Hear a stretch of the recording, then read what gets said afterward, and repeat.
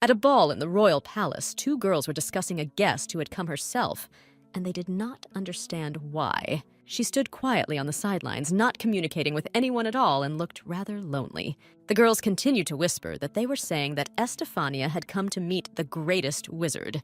From the outside, it looks quite funny, because where did she get the idea that such a young man could even look in her direction? But at the sight of the modest girl, the young man immediately headed towards her and began to pull her cheek with his hand, after which he smiled sweetly and called the girl a little silly girl.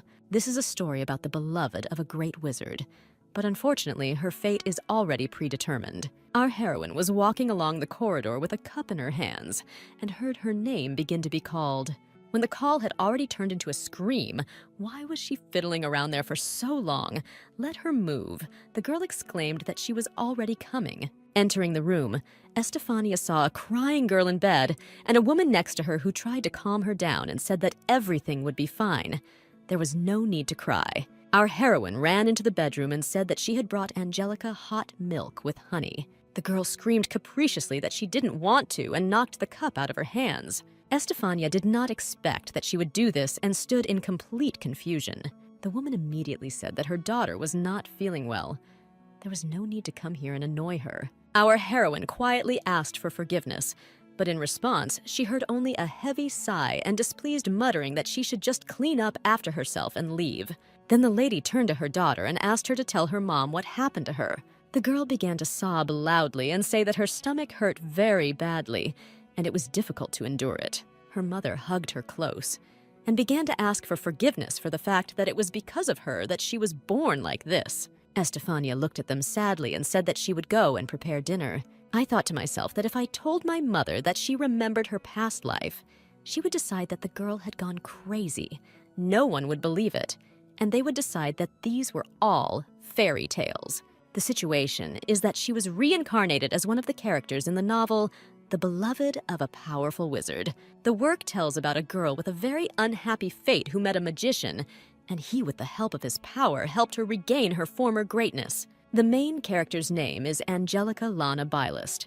That is her younger sister at the moment. It is very ironic to be reborn as her older sister, but she is definitely in the world of that work and clearly remembers its plot. Her family are descendants of a royal family from an eastern country called Isabel, but unfortunately they had to flee their homeland and settle in this house. Angelica lives in this place who has had health problems since childhood, and also her mother who suffers from overprotective syndrome and constantly blows dust off her. Our heroine also lives in this villa, but since they are refugees from another country, they have neither servants nor power nor means of livelihood.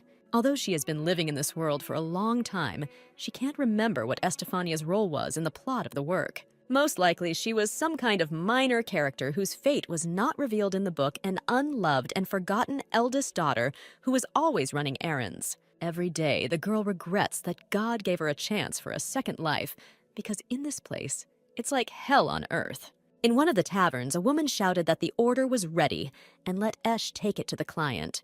The boy immediately picked up the dish and said that he would do everything now. Having placed it on the table in front of the client, he apologized for the wait and added that the pork chop with vegetables was ready. The man thanked him and told him to bring him another glass of their delicious beer. The waiter immediately shouted to the bartender that their guest wanted to have another drink. In fact, it was Estefania, and since her family has absolutely no money, she had to work part-time in the evenings, and in order to hide her identity, she pretends to be a young man. This is a fairly popular place, so the pay is decent. She has to work every day, so she gets very tired, but at least in the tavern she can escape from reality, namely from the older child that no one needs. After a short period of time, the waiter brought what the client asked for. The man looked at her carefully and asked for forgiveness in advance for the question he would ask, but he looked somehow too pale. Was everything okay with him? Our heroine replied that it seemed to him that everything was fine with her, but the guest exclaimed how normal it was if he was very pale.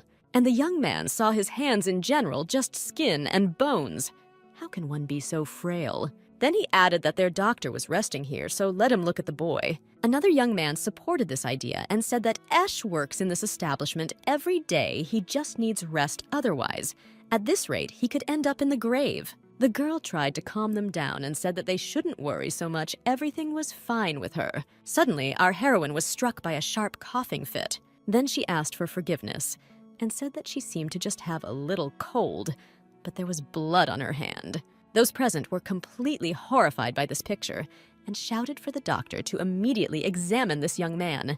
The woman agreed with them and said that they should not be stubborn since it would be completely free. Everyone was tired of persuading her, so the doctor simply picked Estefania up in his arms to examine her. After the test, the girl said that she knows that she needs to rest more, but she doesn't have any pain at all, and everyone else is just exaggerating. The man looked very gloomy and replied that unfortunately he didn't think so at all, and was surprised that he was still standing at all. All symptoms indicate that he has Yuga disease, which is a very rare and incurable disease. The worst thing about it is that the whole body gradually stops functioning. Our heroine began to understand perfectly what he was talking about, as she remembered what was destined for the older sister in the work. The doctor upsetly asked for forgiveness and said that no one had yet invented a cure for this disease. Unfortunately, a terrible, painful death awaits the young man, and nothing can be done about it. Our heroine understood why she didn't remember anything about the fate of Estefania, because in the work itself it was only mentioned. But the girl was still stunned and asked in a trembling voice how much she had left. The doctor replied that based on all the symptoms she had very little time. Estefania asked not to be secretive and to tell her the truth exactly how much was left. After a pause, the doctor replied that if she was lucky, she would be able to live for another 3 months. Her condition indicated the extreme stage of the disease, so death could occur earlier. As the man said earlier, there's no cure for this disease due to its rarity, and it has not even been invented yet, so he is unable to help him let him forgive. The girl exclaimed that he should raise his head. He shouldn't worry, everything will be fine with her. The doctor shouted that in what other order he could die soon. But when the man raised his head and saw our heroine, his facial expression changed. The girl smiled with all 32 teeth and said that everything would be fine, honestly. On the way home, Estefania thought that she was barely allowed to leave work, but finally, she could be alone. All her colleagues and those present in the tavern got drunk and began to mourn her imminent death. The girl could not even think that they would worry about her so much. The strange thing was that they knew absolutely nothing about her, but they were much more worried than her own family. Suddenly, she heard some noise not far from her in the bushes. There was clearly someone there. Some kids jumped out right in front of her, and when they saw her, they screamed in surprise. The boy's expression immediately changed to one of disdain, and he asked why she was hanging around there. Then he looked her up and down and stated that the stranger must be a servant. His companion grimaced disgustedly, covered her face with a handkerchief, and exclaimed what a wretched appearance. Plus, she also smelled of fumes. Then they began to talk loudly, saying that who would have thought that this trash lived in such a luxurious mansion? Our heroine was a little upset by this, since she did not deserve such treatment. Since they settled in that villa, the girl began to notice something strange. Some things began to simply disappear, for example, like an ancient cuckoo clock that hung on the wall. It seemed as if it had simply been stolen. Our heroine asked what dear gentlemen were doing at the gates of her house late at night. The boy exclaimed irritably that this had absolutely nothing to do with the commoner. Estefania did not want to get involved in a conflict, so she said that since this was the case, she would probably go, but suddenly they shouted to stand. It would seem that the seemingly sweet girl declared that if she told anyone that she saw them there, then my lady would personally take care of getting rid of her and the whole family. Our heroine did not answer this and simply moved on. Having opened the entrance doors, the girl said that she had already come home. Angelica, who was coming down the stairs, said irritably that she was late. Estefania replied that it was already late and asked why she was still awake. The younger one replied that she was suffering from illness, lying in this outback as if in a cage, and she dared to go to bars and have fun for her own joy. Our heroine exclaimed that she was not having fun, and her little sister misunderstood everything. The girl sighed heavily and asked why such a miserable existence does not bother her, namely to be born with these damned eyes. The reason they fled their homeland was because they and their sister had cursed eyes from birth, while all people from the royal family have blue eyes. No one knows why they were born. Was glad. Angelica said that she was very envious of her eldest, even if she was not born with blue eyes, but she was healthy and strong, who could calmly go out whenever she wanted. and she is like a bird that was locked in a cage weak and forever suffering from this pain. Why was she lucky to be born healthy? But she is obliged to exist and not live. Our heroine looked at her and thought that her little sister was deeply mistaken. The main character of the work is Angelica, an exiled princess from an eastern country who lost her older sister due to an incurable disease. In the novel, after the death of Estefania, she changed a lot. The death of a relative influenced her worldview. And at the moment, they are approaching the very beginning of the story, where the eldest dies in agony. Their mother came out into the hallway, who noted that her daughter was still not sleeping, and said that it was getting cold in the house at night, so she had better go to bed. Ignoring her second daughter, the woman turned around and began to leave, but our heroine called out to her. Mom turned around and irritably asked what she wanted from her. When the girl said that she wanted to discuss something with her, the woman yawned and asked if it could wait until tomorrow morning since she was very tired. Estefania tried to object and say that she wanted to tell her something very important. The mother immediately hissed angrily that she would stop acting so selfishly and let her sleep. Our heroine was upset because of this treatment, but did not say anything more. Lying in her bed, Estefania thought that she still couldn't believe that she would soon go to the next world again.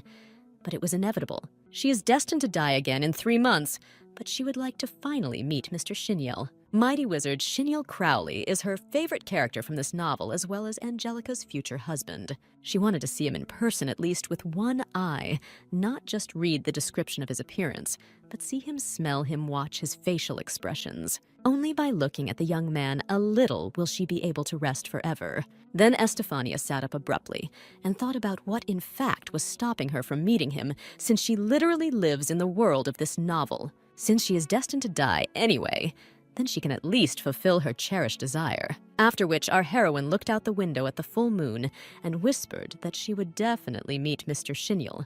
The next day, when the girl came to the doctor, it dawned on him that she was Esh. The girl smiled and said that she came to thank him and say goodbye. The man asked where she was going to go so spontaneously. Our heroine replied that she would make her way to the Central Lands. The doctor was surprised at first, but then muttered that perhaps specialists live there who are developing a cure for Yuga disease. But in her condition, it is dangerous to go there. Estefania smiled sweetly and replied that there was no need to worry. This was her last and selfish wish before her imminent death. The man spread his hands and said that if she really wants it, then no one has the right to stop her.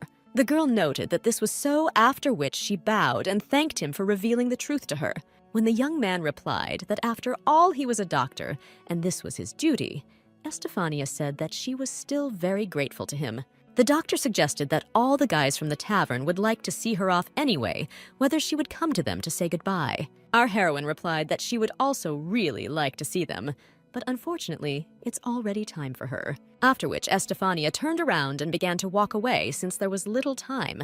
The man called her by name Esh and said that he did not know if they would meet again, but he really asked her to fight for her life until the very end. The girl turned to him and said that her name was Estefania Lana Bylist. Let him remember it, please. Hearing her full name, it dawned on the doctor that she was a member of the royal family, which no one needed from birth. The irony of our heroine's life was that the current one was absolutely no different from the past. She still had the same sick younger sister and mother suffering from overprotective syndrome.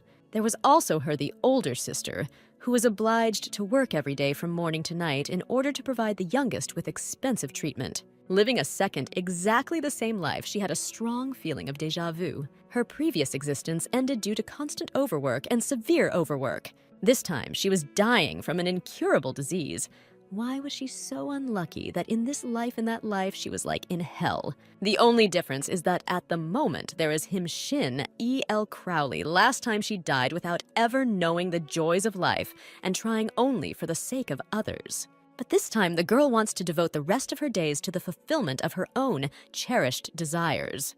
The thoughts were interrupted by the voice of the coachman, who said that they had already arrived at the place. Looking around, our heroine exclaimed that this is the homeland of magicians called Central Lands, and her favorite hero from the novel lives here. Estefania comes from the Eastern Kingdom, Isabel, but besides the 4 kingdoms, there is another part. In ancient times, a great land of magicians and sorcerers appeared, and its name was Central Lands. The girl noted that since this is the homeland of all wizards by nature, they are very proud, arrogant, and do not like strangers, so there is no need to attract attention to themselves and act according to the original plan. Our heroine thought that the author was exaggerating that all the inhabitants of magical lands were so arrogant until she encountered one situation. Two guys were arguing with each other.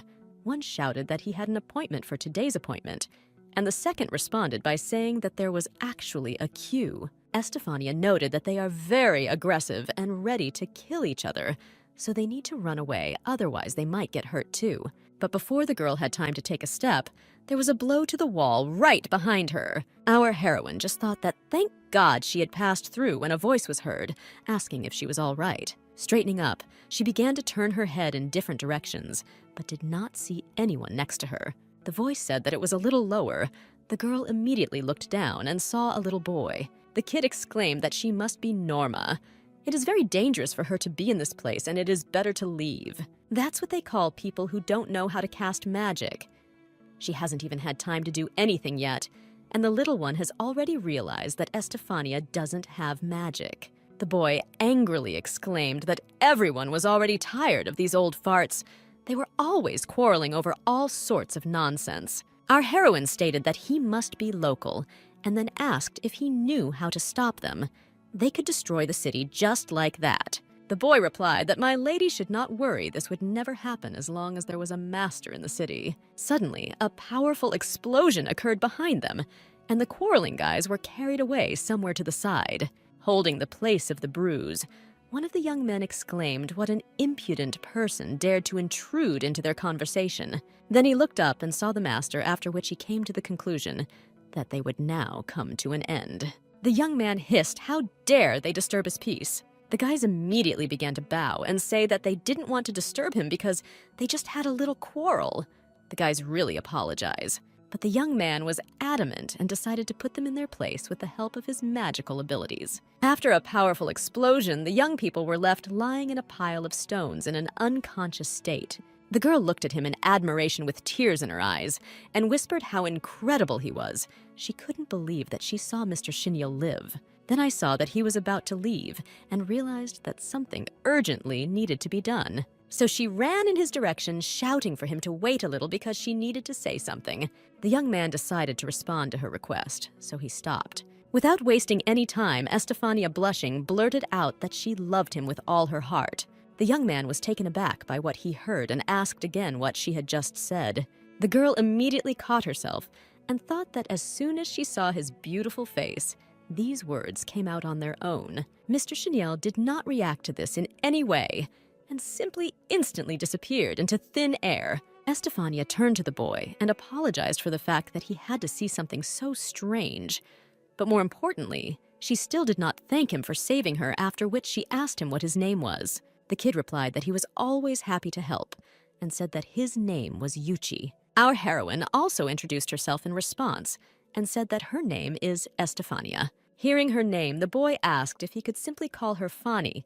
The girl replied that why not? The new acquaintance was very happy and solemnly exclaimed, "Hooray!" Our heroine noted that there was so much joy in his voice, although it seemed to be such nonsense, so she even envied him a little. Then the boy said that she must have arrived in the Central Lands for the sake of a magical request. The girl replied that he is very smart. And that's exactly how it is. In this world, there were two types of people, the norms who did not know how to conjure, and magicians. At one time, the norms were afraid of the greatness of wizards, which is why the latter came up with a special service. These are magical requests. Pleas for help from any part of the continent come to this place. Magicians in turn undertake to fulfill any request of the person in need. Fani wanted to use this for the sake of meeting Xinyo.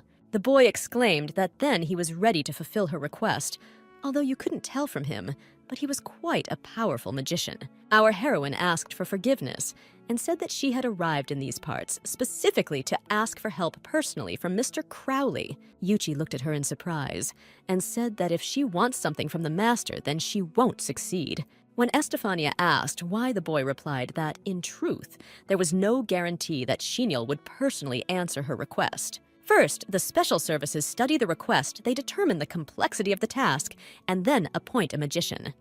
The master deals only with extremely difficult cases. The girl was immediately upset, but the boy added that he could listen to her, and depending on the question he would answer whether Crowley would take on her. But our heroine was already lost in her thoughts, and thought that nothing would come of it. She did not know that such a policy existed in the Central Lands. Her plan to meet with the master failed in a matter of seconds. Looking at the sad Fani, Yuchi asked if she wanted to marry the master. The girl was taken aback by such a question, and was at a loss as to how to answer him. The kid said that she simply confessed her feelings to him, and that's why he made such a conclusion. Estefania immediately began to say that he understood everything wrong, and she didn't want to marry him. She was just a fan, and nothing more.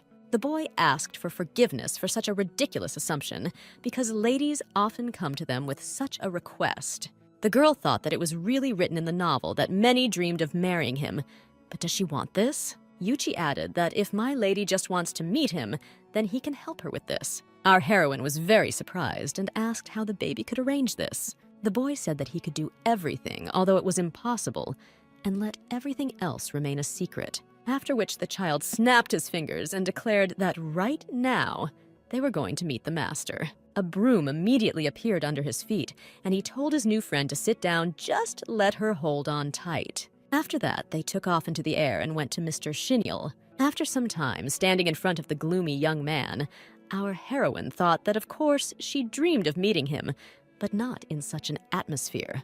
The boy simply pushed her into the throne room and immediately ran away. The wizard was tired of this prolonged silence, so he told the guest to finally start talking. Fani thought to herself that there would be no other option. She was already standing next to him, so first she thanked him for the fact that despite his busyness, the guy was able to devote time to her. She would like to ask him as a magician to allow her to stay in this castle for 2 months. The young man looked at her and asked if the girl knew that this joke could cost her her life. Our heroine understood that this was true if she was careless in her words.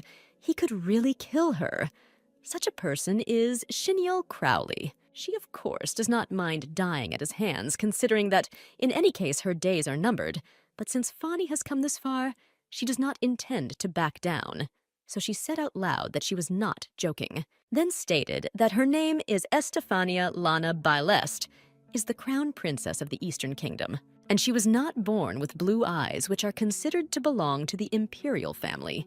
The girl was expelled from her homeland, but despite this royal blood still flows in her veins here in his country, she is not afraid of the laws of the East. The Central Lands is a kingdom where the laws of others do not apply, and everyone has the right to receive protection and support here, even if the king, her father, finds out where she is. He cannot do anything to her. The girl understands that she cannot enjoy his hospitality forever, so she wants to go to another continent. But unfortunately, at the moment, she does not have the money and documents to sail away, so she asks for asylum. In a few months, she will earn enough to leave. It didn't even sound like a lie, but the young man asked, so what? One can assume that she really is a princess, but what is the use of keeping her in the country? Our heroine understood that not a single magician would fulfill a request without any benefit for himself. She needed to offer something valuable in return. Then he would not be able to refuse her. Therefore, our heroine exclaimed that she would now explain everything to him. The power of magicians increases depending on the phase of the moon. At the moment of the full moon, they rise to the peak of their powers, and only Mr. Shiniel hates this day. The full moon helps bring the power of wizards to a whole new level, but the young man's powers go out of control and bring him incredible pain and suffering. Only Estefania knew about this since she read the work.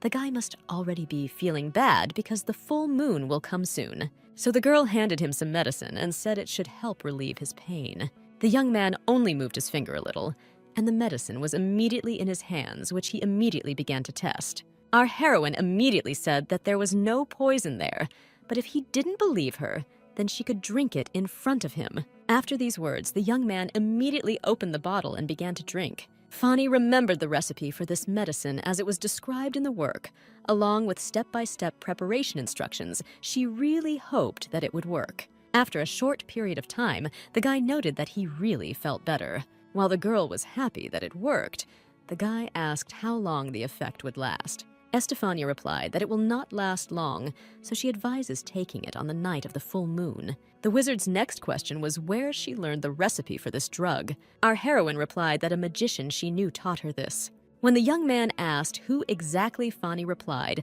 that she could not say if she gave out his name. Then he would no longer need to fulfill her request. But she thought to herself that this person was himself, or rather Crowley's character in the novel. There was one scene when during the full moon, Xinye was in pain, and the main character tried in every possible way to ease his suffering. She feels bad about having to use knowledge from the original story, but she doesn't think her actions will have a significant impact on the plot. The girl will still face inevitable death, and the gentleman will live a happy life with Angelica. Suddenly, the guy knocked her to the ground and put a knife to her chest, after which he said that she was brave enough for an ordinary woman, so it was time to honestly admit everything. Our heroine asked in surprise what he was talking about. Crowley said that today in the city, she confessed her love for him, didn't she? Fani thought to herself that the magician was not interested in women and relationships, so she believed that she would not give importance to her words, but he remembered them all this time. The guy continued that it was very convenient. She found a potion that would cure his illness and asks to live with him under the same roof. Has she really decided to seduce him like all other women? The wizard sees through such people. She is not interested in his personality, and any feelings all she needs is only the status of the wife of a great magician. Our heroine was upset that he thought that way and whispered that the guy was mistaken, after which she lost her temper and screamed that she didn't know about other girls, but she really liked him. A young man has every right not to love, but she will not allow her to say that her feelings are not real. Estefania thought to herself that she fell in love with him. Even then, her life was full of difficulties, failures, and unhappiness. And only Xinye was an outlet for her. When it was difficult or sad, she always reread her favorite passages with him. Then the girl exclaimed that she had no plans to become his wife. She really likes the guy, but she will leave the continent in a couple of months and does not intend to change anything. The wizard immediately hid the dagger and simply sat down next to her, after which he looked at her carefully and asked if the girl really loved him. Our heroine involuntarily had a smile on her face.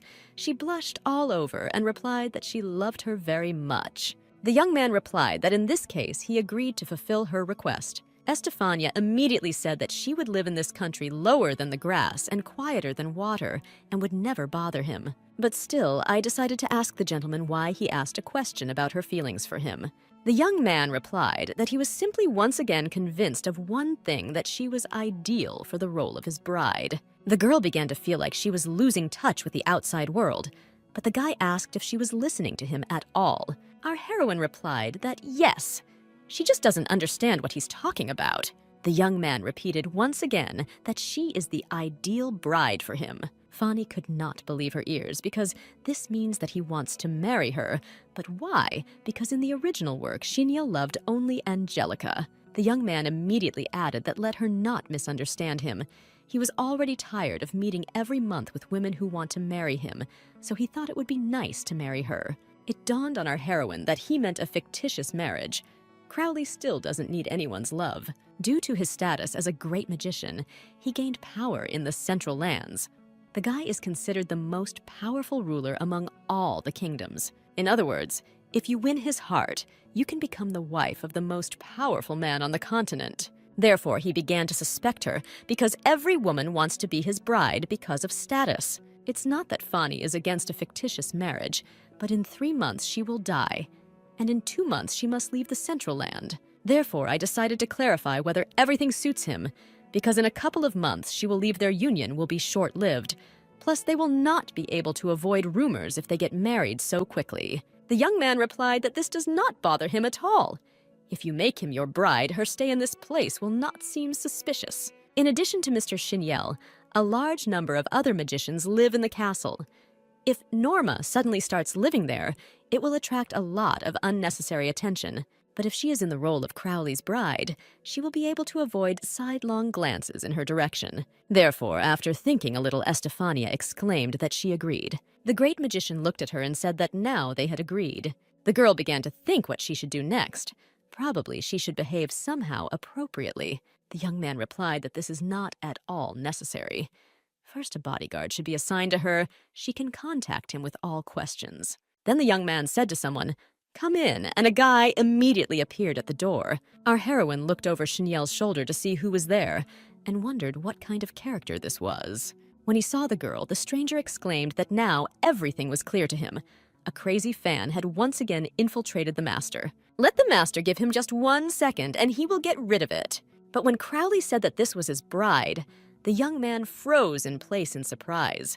From this day on, the safety of his beloved will be the guy's main task. After which he quickly disappeared, not allowing the bodyguard to ask him some questions that arose. Our heroine noted that he disappeared without really explaining anything. This is quite in his style. The young man muttered that, of course, he didn't understand anything, but since the master said it, then it's good. The girl immediately introduced herself to him and said that she was glad to meet you.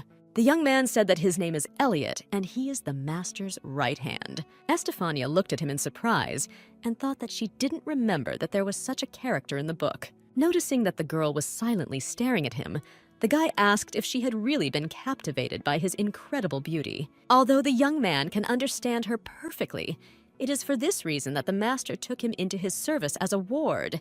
He is so beautiful that he himself is embarrassed. This is his gift and curse. What can you do if the guy was born so ideal and beautiful?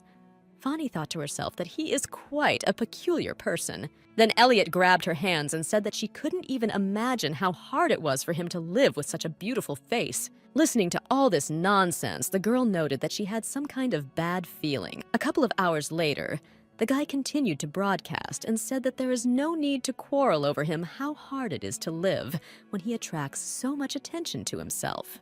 Estefania could no longer stand it and said that she believed that talking about his beauty was quite enough for today. Even night has already come in the yard. From today, she will live in this castle, and she would like to rest a little.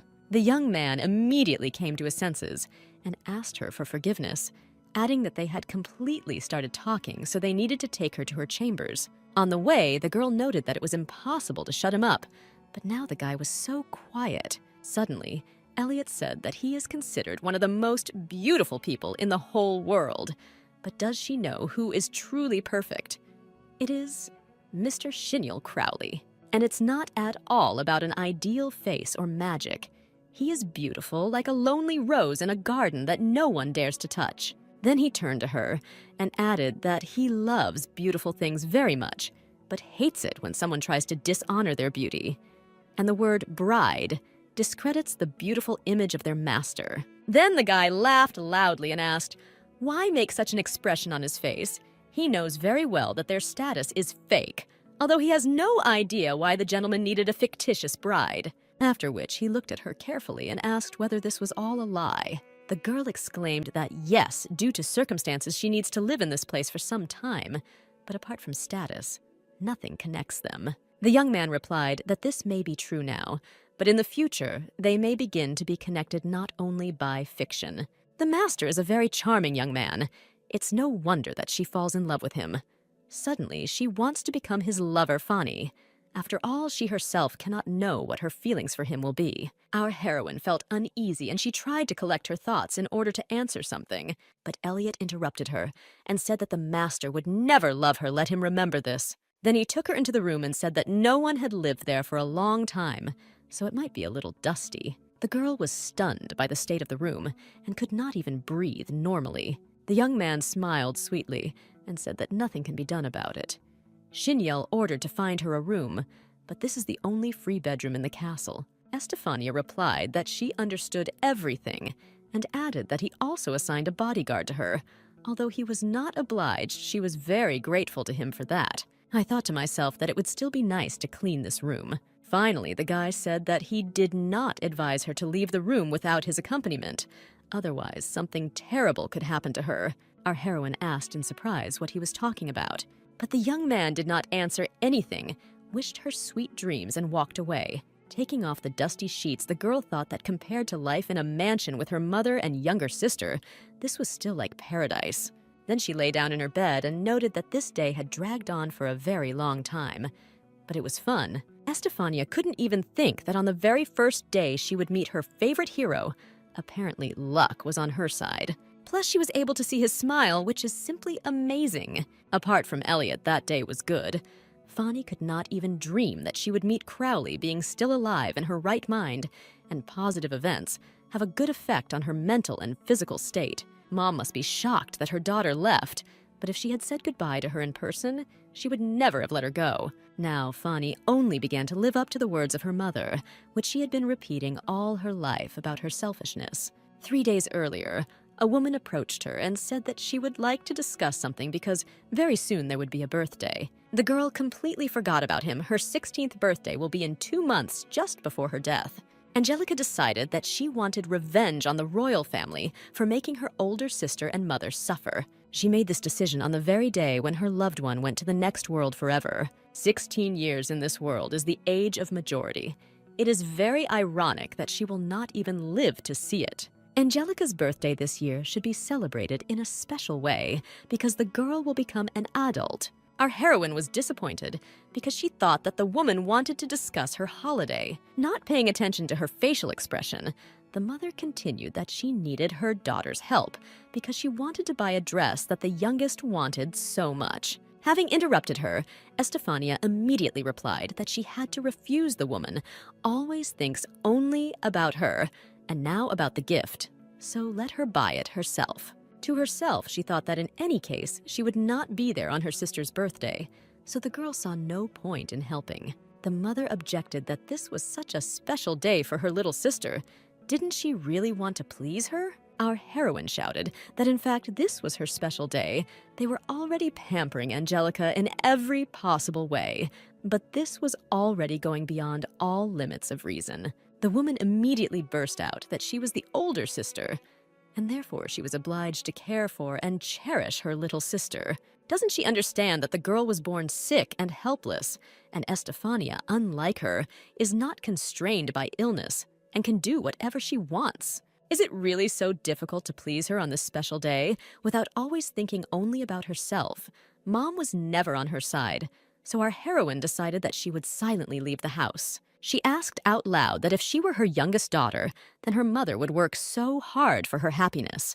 The woman asked why such questions, and when the girl answered that it was just like that, she exclaimed that this was some kind of nonsense, and she was tired of arguing with her. After which, Mom turned around and simply walked away, thus evading the answer. Then the girl sat up on her bed and noted that she was very thirsty. But suddenly she saw someone's huge red eyes in the window and was very scared. Estefania became so scared that she froze in a daze and could not squeeze out words. Sitting on the floor, she immediately remembered Elliot's words, that he did not advise her to leave the room without his accompaniment, since something terrible could happen to her. Was this exactly what the young man warned her about? In the morning, having heard about the red eyes in the window, the guy replied that he had no idea what it could be. Let him understand correctly, in this castle, you can meet anything you like.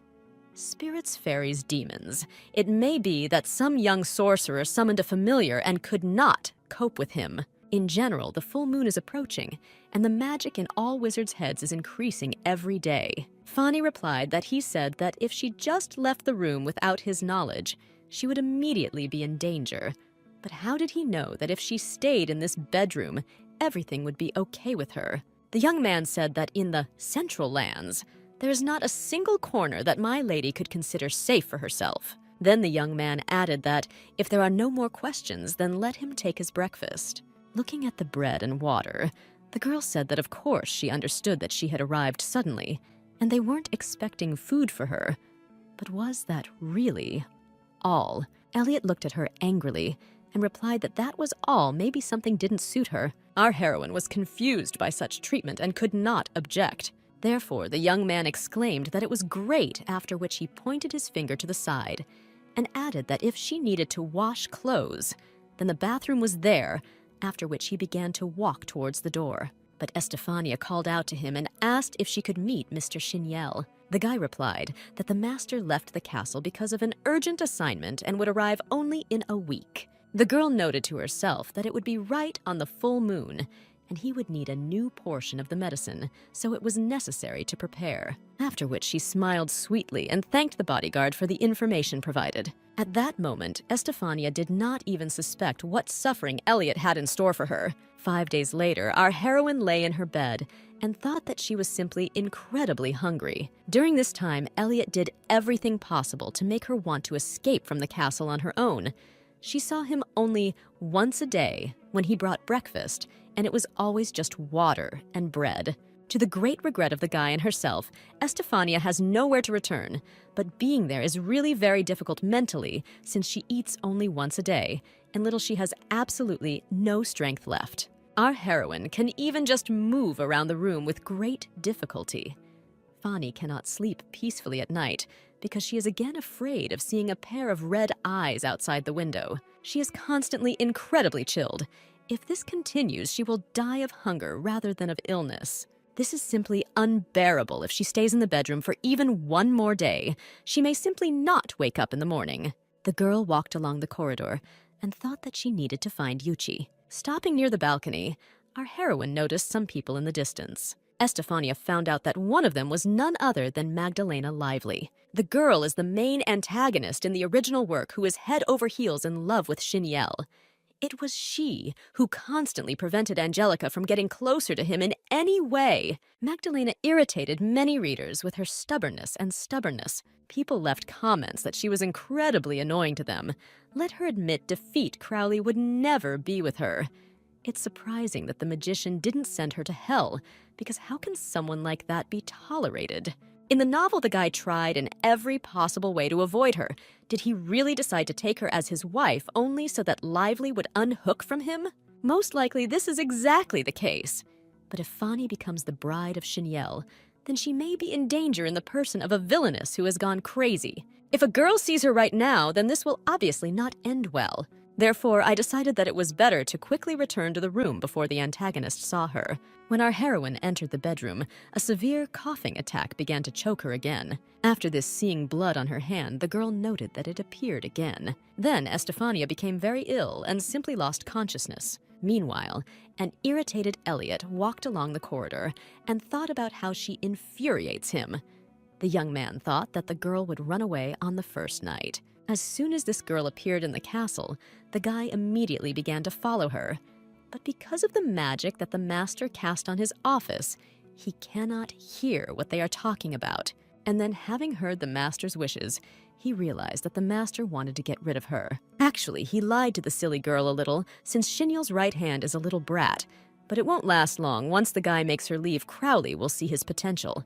Elliot found out that the girl was a crown princess from an eastern country, and that must be why the master did not take her out of the castle with such rude methods, but wanted the girl to leave of her own free will. Then the young man approached the gentleman's office and shouted that he had already arrived. A security seal immediately lit up under the door, and this meant that you could enter. As soon as he entered, he immediately began to say that everything was exactly as the master wanted. That girl was already on the verge of leaving the castle because Elliot had personally taken up this issue. The guy was more than sure that he understood his wishes correctly, thought that he would praise him for this, and promote him in his position. But why right now? The young man tries to strangle him. Having already begun to lose consciousness, the young man croaked for the master to spare him, and for him to loosen his grip. After which, Mr. Xiniel hissed intimidatingly where Fani is currently located. The guy exclaimed that why did he need this Crowley himself, instructed him to get rid of her so he could handle it on his own. But the greatest magician silently, with all his might, kneed him in the gut, and so much so that Elliot simply flew to the side like a rag doll. After which, the guy shouted that he did not understand at all the reason for his anger, why he was so angry, because the young man did everything that the master himself wished. The young man hissed that he asked him to take care of the bride and not vice versa. Elliot shouted that about what other bride he understands that that girl is a princess from the Eastern Kingdom, and the master could not throw her away so easily, so he asked to deal with her. Was Elliot mistaken? Xiniel wanted to die from her like from all other women, so what did he do to deserve such anger? At that very second, the master, with the help of his magical abilities, tore off the hand of the self-confident young man. Estefania is currently located. The guy stuttered and replied that he was in the room at the end of the eastern corridor. After Crowley heard the information he needed, he instantly disappeared. Elliot was left at a loss, thinking that he had really made a mistake. And that girl was dear to the master from the very beginning. When Crowley materialized in our heroine's bedroom, he saw that she was lying completely exhausted, after which he immediately took her in his arms and moved to some other place. When after some time the girl came to her senses, she looked around and could not understand where she was at the moment. Estefania had never been to this place before, and clearly remembers falling asleep in her room. When she returned to her bedroom, she passed out from hunger and woke up on the floor a couple of hours later. Then our heroine washed her hands from the blood that appeared during the cough. The last thing the girl remembers is that she felt exhausted on the bed and fell asleep. But after that, she never woke up. Therefore, how did Fani even end up in these luxurious chambers? Yuchi suddenly appeared and immediately rushed to hug our heroine. The boy cried and asked her to forgive him for his sinner. The girl stroked his head and asked what happened. He is very sorry that he did not keep track of her, and Estefania had to face this damned narcissist. Then he sharply pulled away from her and said that she must have been very tired, and he leaned on her with his whole body, after which he asked how Fani was feeling because the girl had been sleeping for so long. Our heroine replied that everything was fine. She was just very tired and nothing more. The kid exclaimed, which means nothing more. She was forced to live in a dirty closet for a whole week, was hardly fed, and was not allowed out of the room. This is absolutely no joke. Estefania asked in surprise how he knew all this.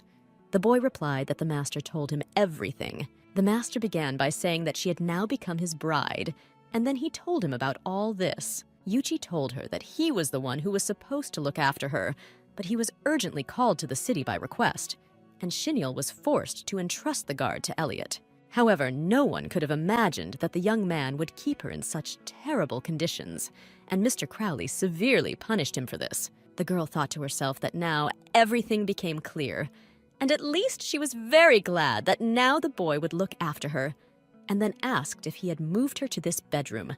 The kid wanted to start explaining everything to her, but suddenly a gentleman appeared. So he turned to him and exclaimed joyfully that Estefania had finally come to her senses. Then I realized that it would probably interfere a little, so I said that he would go and bring breakfast and let them keep it secret for now. Fani immediately said that Yuchi told her everything. Apparently he personally arranged for this room, but the one that Elliot provided her was enough, so don't let her scold him. Then she apologized for making everyone worry and said that she had prepared medicine for him. But when the girl suddenly stood up and said that she was going to her room now and would bring it, she suddenly felt bad and became very dizzy. To prevent her from falling to the floor, the young man managed to catch her. Hearing the wonderful aroma emanating from it, our heroine wondered what kind of wonderful smell it was. Perfume or laundry conditioner, she had never heard anything like it, and nothing compares to it. Then she suddenly came to her senses and thought about what she was doing and exclaimed that she was asking for forgiveness. She didn't want to touch him on purpose. This won't happen again. But the guy pushed her sharply so that she lay back in bed. The girl began to get back up and lament that what about his medicine? The gentleman covered her mouth with his hand and asked if she could be silent for at least a little. After which he sat down next to her and asked what she thought who she was, how a girl could allow some servant to treat her so rudely. Fani objected that Elliot brought her food and water every day, too. She feels so bad, not because of his actions. It's just that her health is failing. When the young man addressed her by name, our heroine noted that he had done this for the first time. In the original story, the guy never called people by name. He had no use for it. He just didn't remember the names of the people around him. But he remembered the name only once when he met Angelica and was amazed at her beauty. Suddenly, Shiniel hissed that this is simply disgusting. Her politeness and self-destruction are incredibly annoying what she is trying to achieve with such an attitude towards herself. The girl began to mutter something incomprehensible and ask for forgiveness. Crowley shouted that he was her fiancé and let Fani communicate with him as an equal. Let him raise his head and speak clearly. Otherwise, he would not be able to understand her feelings. She is used to always putting herself lower than others for the sake of her own safety. but she doesn't have to do this with him. Our heroine thought to herself that she fell in love with the gentleman because he had always been a very kind person. Then he tucked her hair behind her ear and said that she should remember that she must always talk to him, no matter what happens, whether she feels bad, sad, or happy, whether she likes something or not, because Estefania is his bride. Suddenly, a boy rushed into the bedroom saying that he had brought breakfast and found this awkward picture. Yuchi immediately began to say that apparently he had interrupted and would come back a little later, but the girl tried to stop him. After some time, the baby was already spoon-feeding her porridge. Our heroine exclaimed that she couldn't eat that much. The boy looked at her with puppy dog eyes and said that after all he tried so hard and prepared this breakfast, doesn't she like it? Estefania noted to herself that his charm simply blinded her eyes. But how can she eat calmly if the master literally burns her with his gaze? Yuchi guessed about this and said that the master was embarrassing her, so let her leave. After these words, the young man immediately disappeared from the room. Our heroine was indignant at what he just did, but the kid told her not to be nervous and to eat. When the girl finished eating, the boy asked if she knew why he could not cure her fatigue with magic. Estefania replied that she needed to think a little, but began to think to herself that it seems the novel described the reason for this, but she did not remember something at all. Yuchi exclaimed that in that case he would now explain everything to her, and they would start from the basics. The body of every person contains magical power. In their world, people whose amount of magic exceeds permissible limits are called wizards. For every person, the amount of magic is an innate trait, like for example, the color of a baby's eyes. So from a very early age, it is possible to determine whether a child will become a magician. But now the time has come for sudden questions. If the baby was born with a magical norm, what is the likelihood that as he grows up, he will become a magician? Our heroine thought a little and answered that 30%. The kid replied that no, there is absolutely no chance a magical norm is not capable of becoming a wizard. Never. Norma will never be able to become a magician. Even no full moon will help them.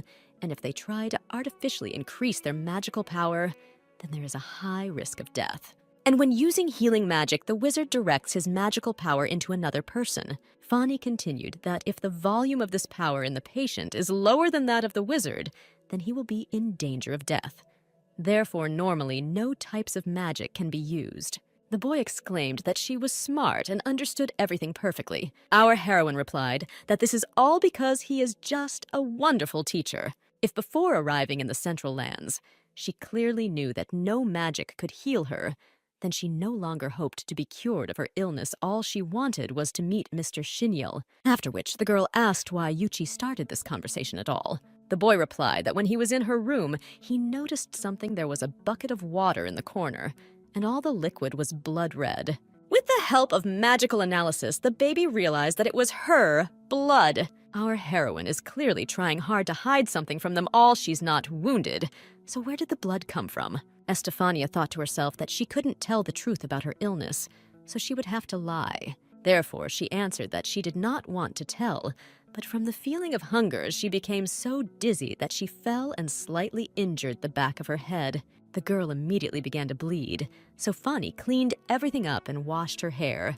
The boy exclaimed in horror that how did she hurt her head? Let him examine it. Our heroine immediately said that the wound had already healed, and there was no need to worry so much. Yuchi shouted that how could he calm down now if he found out that she had an abrasion on her head. The girl noted to herself that she seemed to have made it even worse, but said out loud that everything was fine.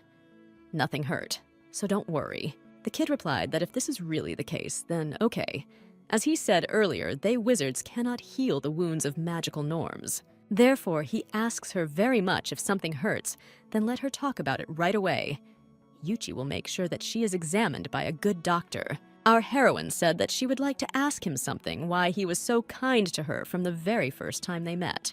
The boy replied that it was because Fani is very inspiring. Estefania asked in what sense, because she did nothing of the sort. After that, the baby simply looked at her silently with the kindest smile she had ever seen. Our heroine never found out what he meant, but for some reason this smile suddenly made her soul feel so warm and calm. After some time, Yuchi brought her a gorgeous dress and exclaimed that she needed new clothes. There is a charm placed on it, so its size can be adjusted to the person who is wearing it if she wants to try it on. The girl noted that it was very beautiful and asked whether she could really take it.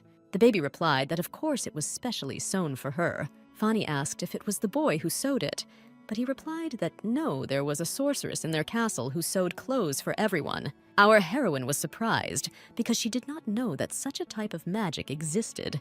Then she became a little embarrassed and asked me to convey her gratitude to that girl. Yuchi added that, by the way, it was the master who instructed the sorceress to create this shirt, and it was also he who brought it to these chambers. The girl was taken aback by the information she heard and clarified that it was really he who found her in the room. The kid replied that the gentleman personally interrogated Elliot and forced him to tell where she was, and then immediately went to her bedroom since he could not allow his beloved bride to get hurt. Estefania replied that the word beloved is a little different. She and Xiniel have a completely different relationship. The boy asked in surprise that don't they love each other. Our heroine said that before drawing any conclusions, let him tell her how the master introduced her. The kid replied that he didn't really say anything. He just said that from that day on, she was his bride, and that now Yuchi must take care of her. The girl noted to herself that Crowley again did not explain anything to his subordinates, but this is absolutely unimportant. They all misunderstand their relationship, how after a few months she will leave the master if the young man does not initiate them into all the details. She just needs to talk about it with the baby. Our heroine decided that she would try to explain everything to him while there was such an opportunity. But unexpectedly, with the help of magical abilities, the boy dressed her in the dress he brought, after which he said that this is all, of course, very interesting, but they will discuss everything in detail when she finally recovers. When he was about to leave, the girl grabbed him by the cloak and said, "Wait." Yuchi asked what was wrong. Maybe something was wrong. Estefania thought to herself that even though she was placed in a better room, she was still afraid of being alone, so she tried to find the words to explain everything correctly. But the boy himself asked if she was worried about those red eyes that she saw in the window. Fani replied that although she saw them only once at night, she still couldn't get that image out of her head, so she couldn't sleep peacefully. When the baby thoughtfully replied that he understood everything the girl asked if he knew who it could be, Yuchi replied that he knew who it was, however, in order to meet him. It was necessary to wait until nightfall. And at the moment, our heroine needs to sleep and gain strength. After he touched her with his finger, the girl instantly fell asleep. Finally, the baby told her to sleep peacefully, let her have the warmest dreams. When the girl opened her eyes late at night, she saw a gentleman sitting on the edge of her bed. Noting that she had already woken up, the young man picked her up in his arms and said that it was time to get up. Then the young man and her simply flew out the window and hovered in the air. After he told her to look down, our heroine saw a whole group of magicians. There, she saw a huge animal that looked like a snow-white fox with red eyes. Xiniel said that the boy told him that she met him at the castle. It was a familiar, some wizards call it for themselves. It helps them in battle and everyday life. Estefania noted that it is now clear who she saw at night, and he turned out to be not so scary. As soon as the young man showed her what she was so afraid of, the fear immediately went away. The kid must have asked him to help overcome it. Our heroine leaned close to the young man's face and thanked him for showing her this. Then Estefania caught herself and thought that she had just touched Xiniel's lips with her lips, after which she immediately began to ask for forgiveness and say that she didn't mean to. She was very sorry. Our heroine only now realized how close they are to each other. She wanted to say that it was time for them to go down, but she saw from his expression that the young man was in great pain, but it was not because of her. The girl completely forgot that today is the full moon, and this is the day that Mr. Crowley hates. They immediately moved to the bedroom, and our heroine realized that this was his room. The young man felt very bad and was overcome by convulsions. Fani realized that it was because the moonlight fell on him that the mana in the master's body began to get out of control, and it was all because of her. Our heroine was so scared, and to dispel her fear, the kid asked the gentleman to show her that familiar. Our heroine realized that it was urgent to bring him the medicine that she had prepared. Suddenly, the young man grabbed her by the dress, trying to stop her in this way. Fani said that she needs to bring him medicine. It won't take much time. Let him let her go because she wants to help. But the young man simply snapped his fingers, and her suitcase appeared in the bedroom. Estefania immediately ran to him and began to look for what was needed, after which she quickly gave the young man a drink of this medicine to make him feel better. But Crowley was not even able to take a sip, and everything spilled past his mouth. The girl prepared this potion for only 2 months. If the master does not take it now, he will lie the whole night in agony. Our heroine must do something because she cannot allow him to suffer. She wanted to pour medicine from mouth to mouth, but she doesn't think that this will help open his jaw what to do in this situation. At the door, Fani saw a boy who, smiling sarcastically, said that he had seen everything. Estefania immediately exclaimed that he had completely misunderstood everything, and she was not going to do anything. Yuchi said that the lovers wanted to be alone at night under the full moon, and that it was very romantic, but the girl objected that it was not so. Then she handed over the bottle and said that this medicine can ease the suffering of the gentleman. Can he help him drink it as soon as possible? The kid replied that in general, you shouldn't use magic on a master during a full moon. But first, he will drink it himself just a little, since he cannot help him in any other way. The girl replied that it was good, but could not understand how it was connected with Xiniel. A moment later, he exclaimed that everything was ready, and Estefania saw that the young man immediately felt better. Our heroine breathed a sigh of relief, but thought to herself that no one except the master should have known about this medicine. The boy said that he shouldn't worry so much. He already knew that she knew how to make a potion against Crowley's disease, since the gentleman told him everything because he is his main assistant, and no one else would know about it. The girl immediately calmed down, thanked Yuchi, then added that if he knows about the medicine, then he must know the truth about their relationship with Xiniel. The kid asked in surprise what other truth she is the master's bride. What else should he know? Our heroine collected her thoughts and began to tell him everything. After hearing everything, Yuchi laughed loudly and said that now it's clear why she denied it so much this morning. Estefania said that the gentleman simply doesn't really tell or explain anything to anyone, so that's why it happened. The boy said that this all meant that she would be under his protection for 2 months, so if she needed anything, she should just let him know. Then he exclaimed that he wanted to show her something, and for this they would have to fly to the roof of the castle. She would be very happy with what she would see. The kid didn't really explain anything, so she had to just follow him. There she saw that she was tied to the very top of the tower by Elliot, who was sobbing loudly and shouting that he was wrong, so let him be forgiven. Our heroine asked in surprise that this was really what he wanted to show her. The little one said that he got even with her offender, and he got what he deserved. Estefania cautiously asked if he had gone too far. Yuchi replied that he decided to go against the will of the master, hurt his fiancée. It seems to him that Elliot deserves even greater punishment. The guy began to cry because he wanted what was best. He thought that the master was eager to get rid of her like other women, but he could not even think that she was so important to him. After these words, the kid pressed the button and a fist in a boxing glove automatically hit him in the face. Then he added that Elliot did not understand anything at all.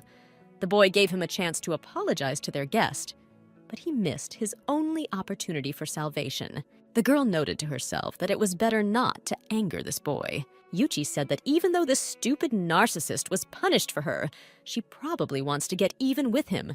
So let her take this thing, press the button, and the glove will hit him with all her might. Fani immediately began to deny and say that she was not eager. He already seemed beaten enough, and besides looking at him, she was no longer angry at all. The little one first asked if she was sure, but then said that he would still hang on the top of the tower for a couple more days. The girl laughed nervously and thought to herself that this cute boy turned out to be even more terrible than the master. A moment later, they returned back to our heroine's bedroom.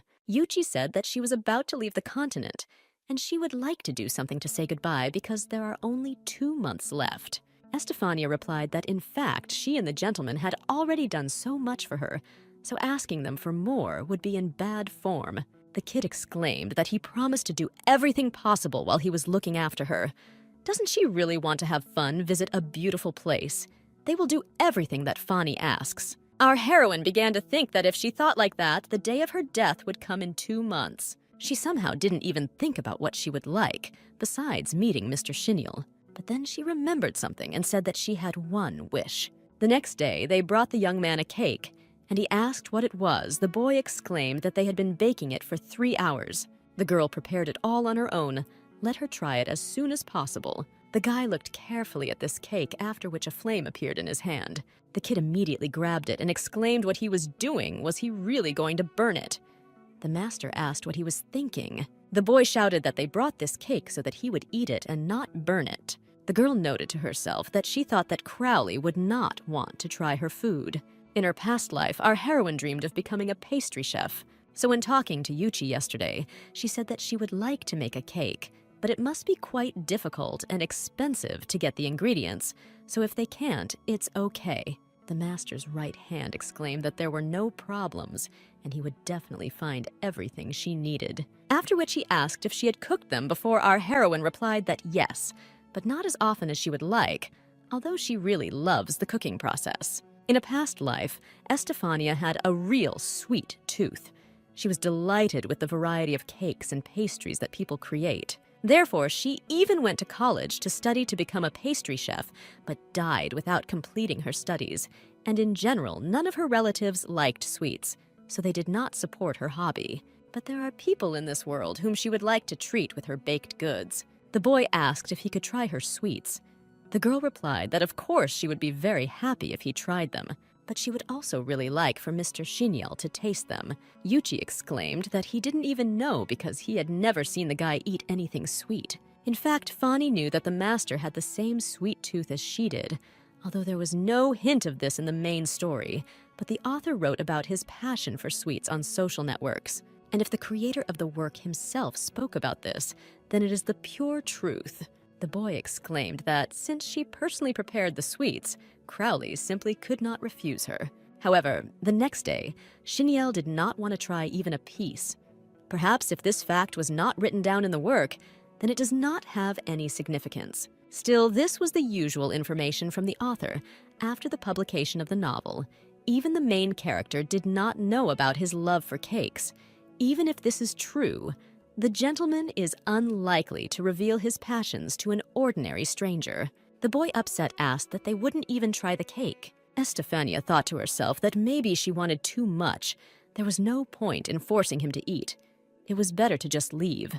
But the boy asked if he was sure that the girl worked so hard on preparing this cake in order to please the master. Our heroine was taken aback by what she heard and thought to herself why he even mentioned this. Yuchi turned to Fani and asked the question that if the master does not want to eat, can he eat it? She answered that of course. Then he grabbed her hand, dragged her along, and said that she needed to go to the kitchen so that he could prepare tea for them. But suddenly our heroine felt that she could not move at all. Looking down, she saw a brightly glowing formation under her feet. It was a young man who told the boy to return him to his place. The boy pretended to be stupid and asked what exactly to put back in its place. Mr. Shinyel did not answer anything and began to silently glare at him. Yuchi exclaimed that okay, God be with him, and put the cake in its place. Then the kid began to walk away from the office with an angry look. The girl was taken aback that he really wanted the baby to leave the cake in place. Apparently she should also leave now. But then she saw how the magician broke off a piece and immediately ate it. She could not believe her eyes. Then she asked if Shinyel liked the taste because she tried. The young man replied that it was pretty good. Everything worked out for her. Estefania was shocked that in front of her, her favorite character was eating food that she personally prepared, and he liked. Maybe it was a dream. When the guy asked if she really cooked it herself, the girl exclaimed that yes, but the baby helped her a little.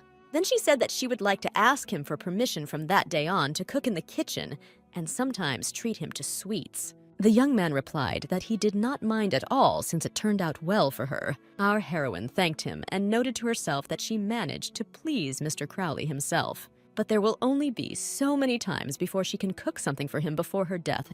Looking at how he eats, Fani thought that she loves him very much. Therefore, she asked if she could express her feelings towards him during their meetings. She had a great desire to share tenderness with the person whom she loves with all her heart. The young man asked in surprise what it means to express feelings. Our heroine replied that in the literal sense of the word, but if it is unpleasant for him, then of course she will not force him. Shinyel replied that if she wanted it so much, then why not? These are trifles compared to how she brazenly stole his first kiss. Fani exclaimed that she never intended to do this and regrets what happened. She swears that this will not happen again. They can enter into a marriage contract under the terms of which she will be obliged not to touch him under any circumstances. But the young man replied that he didn't care, and they would do without any agreements, especially since all this would not last long. Estefania thought to herself that he was right. Concluding a marriage contract would take longer than she would spend within the walls of this castle, because their relationship would last only 2 months. All these requests, the contract, her living here, everything was initially beneficial only to her. She was lucky that the master allowed her to stay. Therefore, she replied that he was right. Then she would try to keep her distance from him and not cause inconvenience and let the guy forget about her selfish request. I thought to myself that he was unlikely to take her word for it, but she no longer had the desire to burn with shame. So she said out loud that in that case, she would already go. Finally, she added that she completely forgot to tell him that he lay in bed for several days because of the full moon, and she was glad that he was already feeling better. When she had already begun to head towards the front door, the young man called out. Our heroine noted to herself that he again called her by name. Turning around, the girl saw that the gentleman was standing right next to her. Then she carefully asked if the young man wanted to tell her something. The young man said that in a week he would go to the northern lands and Fani would go with him. The girl replied that she didn't mind at all, but why did he need her there? Xinil exclaimed that he should ask the scoundrel and disappeared from the office. After some time, Yuchi explained that the master received an invitation to the coronation of the new ruler of the northern lands. Just recently, the king and the first prince suddenly passed away for everyone, and now the second prince will ascend the throne. Realizing that she did not understand at all what was being said, the boy said that the gentleman himself should have explained everything to her. Our heroine laughed and asked why the guy agreed to go to the coronation. He seemed uncomfortable in such places. The kid explained that royalty from all over the continent would be present there, so it was not surprising that the master was invited. And after that, there would be a festive evening. Estefania now understood why the gentleman would take her with him for the evening. If he was alone, then not a single lady would miss the chance to attract his attention. But if a girl is present there, the young man will be able to spend time in peace. Our heroine muttered that she could even cope with all this. The little one exclaimed that this is a common technique. Let him relax and enjoy it. Let him shift all these troubles to Xinil and let him have fun. Fani replied that he was right. It would be hard for him if she got in the way. Yuchi then said that what is important for such an event is that she needs a suitable outfit. The girl replied that she had nothing of the sort, but the boy laughed and exclaimed that it was no problem, the dress would be his concern. After which he approached her and said that they would go to the magic studio right now. Having opened the doors, the baby immediately greeted everyone present. When the green-haired youth asked who the girl was next to him, Yuchi replied that she was the master's fiancée. The young man was taken aback by the information he heard and exclaimed that the gentleman really got married. How long did he sleep? Isn't this a joke? Then he grabbed his head and said that, since he says so, it must really be. So the young man is completely out of touch with reality and has not even heard such important news. After which, he quickly picked up a pen and said that he simply had to write it down. The kid grabbed our heroine by the hand and said that it was better to leave this weirdo alone and return to the main thing. Taking her to the girl, Yuchi said that her name is Lucy, and she is a magical seamstress. In the original story, this little girl made all of Angelica's dresses since she had absolutely no money. She is a silent little one who, as the story progresses, opens up to the main character. They had a relationship like a mother and daughter, and Fani really enjoyed reading about their relationship. The girl noted to herself that Lucy is 100 times cuter than she imagined her to be. Yuchi, of course, is also a cutie, but she has a completely different level of cuteness. Then she leaned over to her, said that it was nice to meet you, and introduced herself. The girl sewed a shirt for her. She really liked it, and thank you very much for it. The baby just silently looked at our heroine and did not answer anything. The kid said that Lucy is not a particularly sociable girl, so you shouldn't be offended by her. After which he turned to the seamstress and said that he had come to ask her for something. A week later, Fani, together with the master, goes to one important reception, and she needs her to sew for her, but she didn't have time to finish because there was a shout from behind that everything was ready. Our heroine noted to herself that this guy said that he needed to make a record about her and Mr. Xiniel. Then this young man took everything he had painted and attached it to the dove, after which he released the bird out the window and exclaimed that let the dove fly. Our heroine asked in surprise what he was doing and why. The boy couldn't find the words because he didn't know how to say it and asked for forgiveness. If she were asked what she wanted to change in her life, then without a second of doubt, Fani would answer that she had to stop one eccentric magician.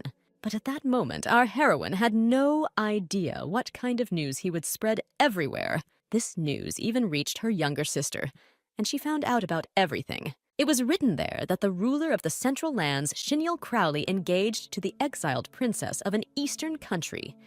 Immediately after the engagement, she began to live in his castle, which only demonstrates his serious intentions. Now the Central Lands have a ruler, and perhaps an heir may be born in the near future. Angelica got angry, crumpled up this piece of paper, and exclaimed that she really ran away in order to marry the ruler of the Central Lands.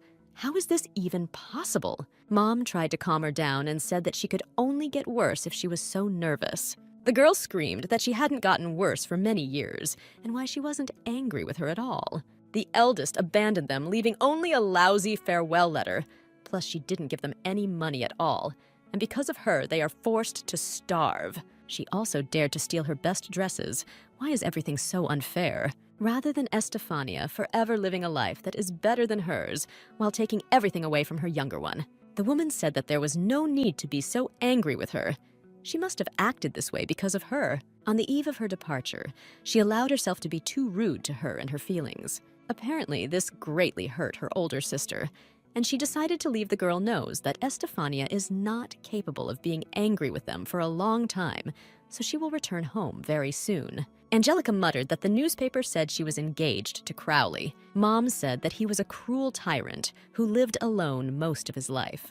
The woman believes that these are all ordinary rumors. The older sister has never met him and could never follow a person like him. Having calmed down, the girl said that she was really right, and this was simply impossible. Estefania would return soon in any case. Meanwhile, the green-haired guy exclaimed that he had not had such sensations for a long time and thanked the young mistress. After reading all this, our heroine was in complete shock and didn't even know how to react.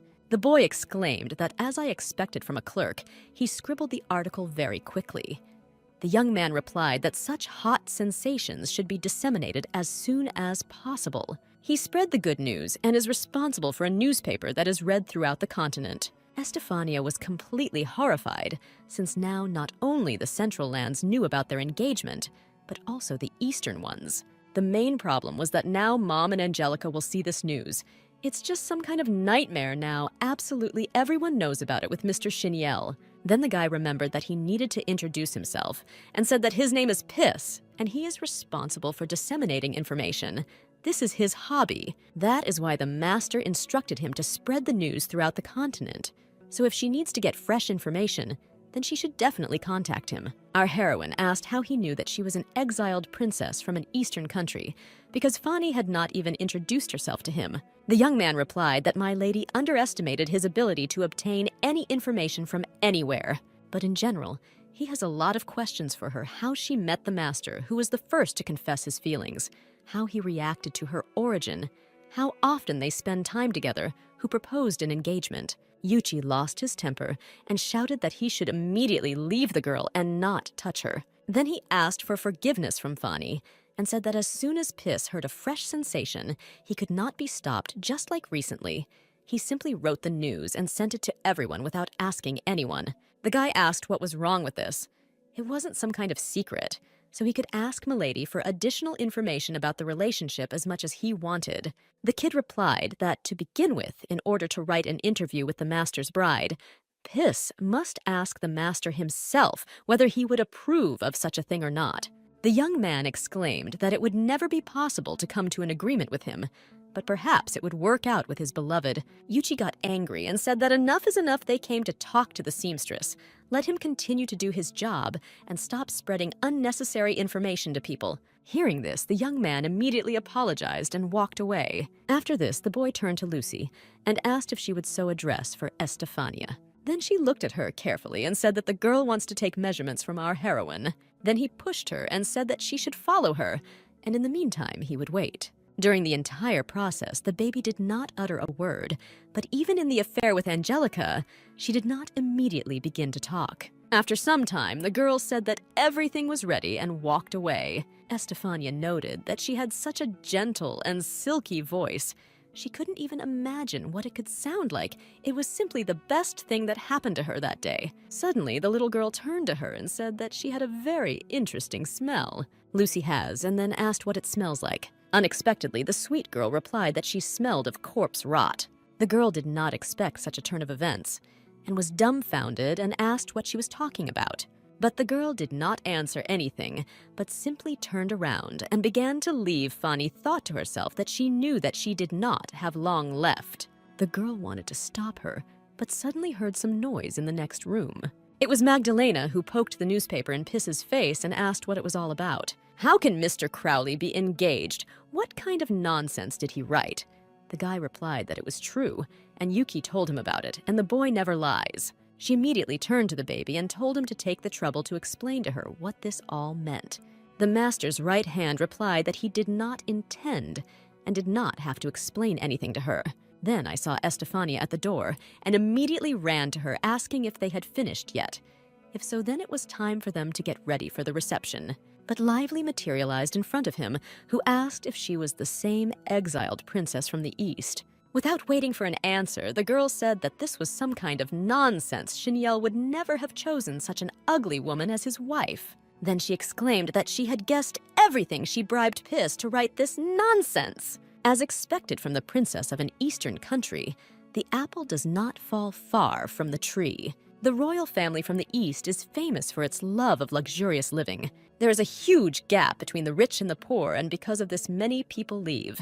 Therefore, in the work, the main character asked Crowley for help in order to change her country and become the new ruler. However, the girl is right in only one thing: she married the magician only because of her selfish desires. But her words towards him were absolutely sincere, so the girl will not allow anyone to think differently. Estefania was scared to death of Magdalena, but she still had nothing to lose. Therefore, she stated, and that what difference does it make to her whether the master is engaged to someone or not if she does not believe that Fanny is his bride? Then let her go and ask him about it herself. Although the girl does not think that he will explain himself to an empty place for him, our heroine noted to herself that she betrayed the villain rather poorly. But since she already started it anyway, she will go to the end and put her in her place. Then she muttered that Lively must simply be in love with Mr. Xiniel. But what a shame Magdalena was late. And now it belongs to Estefania. I thought to myself that since she is his fiancée, she must show everyone how much she loves him. No bully can weaken her feelings for him. The girl lost her temper, began calling her obscene names, and raised her hand to hit her. Yuchi stopped her with magic and shouted that she was crossing the line. The girl screamed that she must have paid him too. The kid replied that even if he starts explaining to a dumbass like her why he supports Fanny, she still won't be able to understand anything. Magdalena started screaming for the boy to let her go immediately and tried to get out of his bonds. Waving her arms with long, sharp nails, she hit our heroine's cheek and scratched her. Seeing this, Yuchi lost his temper and shouted, "How dare she even touch Estefania with her dirty hands?" Lively asked what he was doing if the baby did not loosen his grip. Then her hand would simply explode. She would complain to the master. The boy hissed that he should try if he could get away from him alive. Our heroine noted to herself that she had never seen him so angry. Piss got into a squabble and said that if they don't calm down now, he will spread their dirty secrets throughout the kingdom since disagreements have arisen between them. It is the master who can answer who he is with my lady. Then the young man did not waste time and immediately began shouting loudly that Estefania wanted to see the gentleman. The girl thought to herself what was going on because he would never fall for something like that in his life. But the greatest magician immediately materialized and asked what happened. The girl immediately ran to complain about Yuchi and say that this little thing almost tore her hand off with his magic. But the young man ignored her and immediately approached the girl to ask where the scratch on her face came from. Fani didn't know what to do in this situation. If she told the truth, he would simply kill Lively, and if she lied, she would anger him even more. But the boy immediately shouted that Magdalena had hit our heroine. The girl immediately began to deny it and say that she had not done anything like that. When the young man looked at her with a withering gaze, Estefania noted that he was damn evil and needed to be stopped. Then she mentally began to address everyone present, but it seemed that no one was going to do this. She, of course, does not like this arrogant girl, but she cannot allow the master to kill someone. Therefore, she pressed herself close to him and exclaimed that she did not expect the guy to come, after which she thanked him for worrying about her. But the situation was not worth it since everything was fine with her. But I thought to myself that I just wanted to die from the growing awkwardness. Meanwhile, Magdalena whispered that she would answer for everything and pay for it, after which the girl turned sharply and began to walk away. While our heroine was thinking about what thank God had passed, the young man picked her up in his arms, after which he sat her down on the sofa and ordered his subordinates to bring a first aid kit. The guys wondered if they even had it. Maybe something similar was stored in the basement. The boy said that he would never in his life go down to that forgotten place, only if Piss went with him. Our heroine exclaimed that there is no need to worry so much because it is an ordinary scratch. Then she paid attention to Mr. Shinyel's gaze, and she even became scared. Therefore, she quickly corrected herself and said that she relied only on them. Yuchi exclaimed that it's great they will be back very soon. Already in the corridor, Piss said that after all, the boy was right. The kid replied that he had said that they were engaged. The young man said that he had even begun to doubt whether he had written a plausible article, but now he wanted to know more details about their acquaintance. Then the little one turned to Lucy and said that after they finished taking measurements, Estefania came out scared of what happened there. But the girl, as usual, was silent and said absolutely nothing in response. Yuchi added that she is a very kind and good lady, so you shouldn't offend her. Piz took her hand and told her to really be more gentle with her, after which he added that they need to find the first aid kit that the master asked for. It's very interesting what they are talking about there now. The boy told him not to even think about eavesdropping, but the guy objected that he wasn't really curious himself.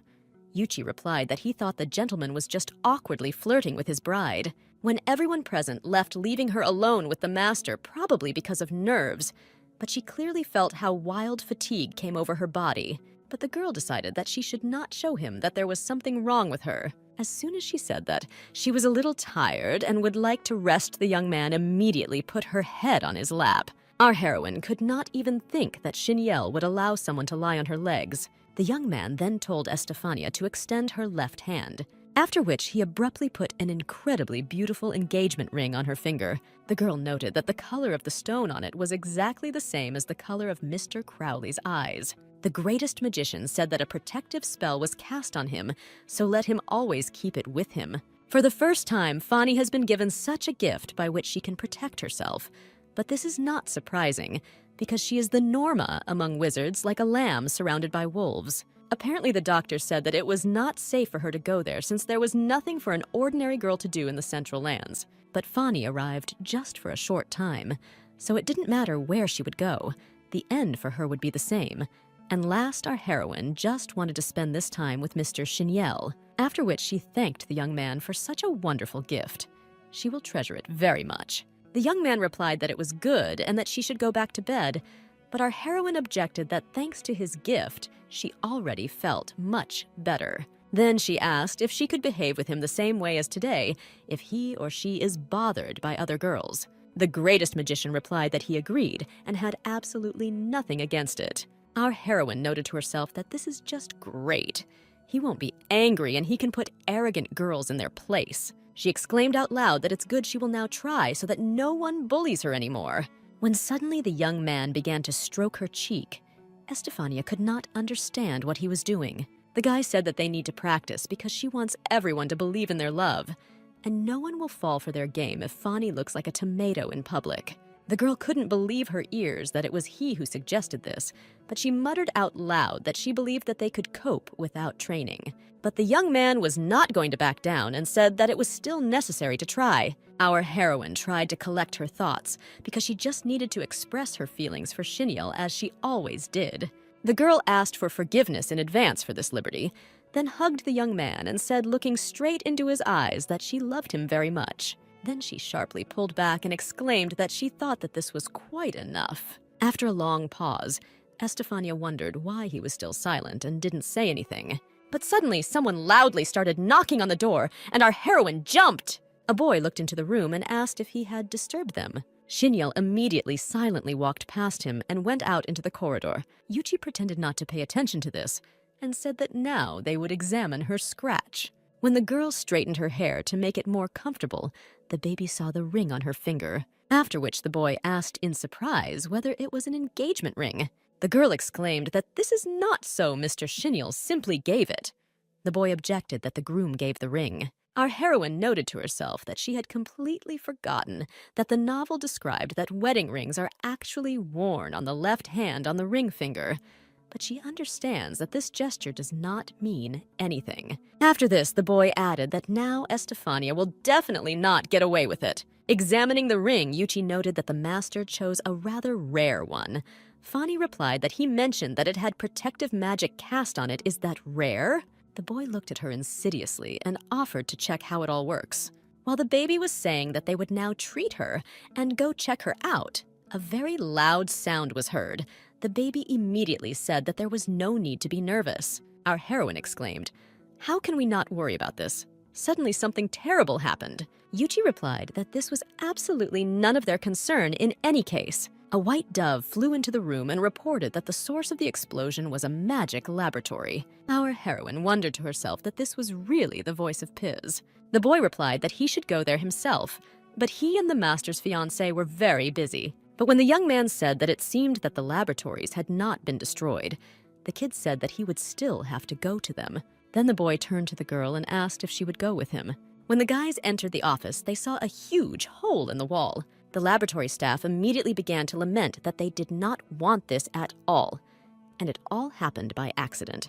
A magical laboratory is a place where magical instruments are created and researched. Apparently during experiments, something went wrong and it exploded. Our heroine noted to herself that magic, of course, is a destructive thing.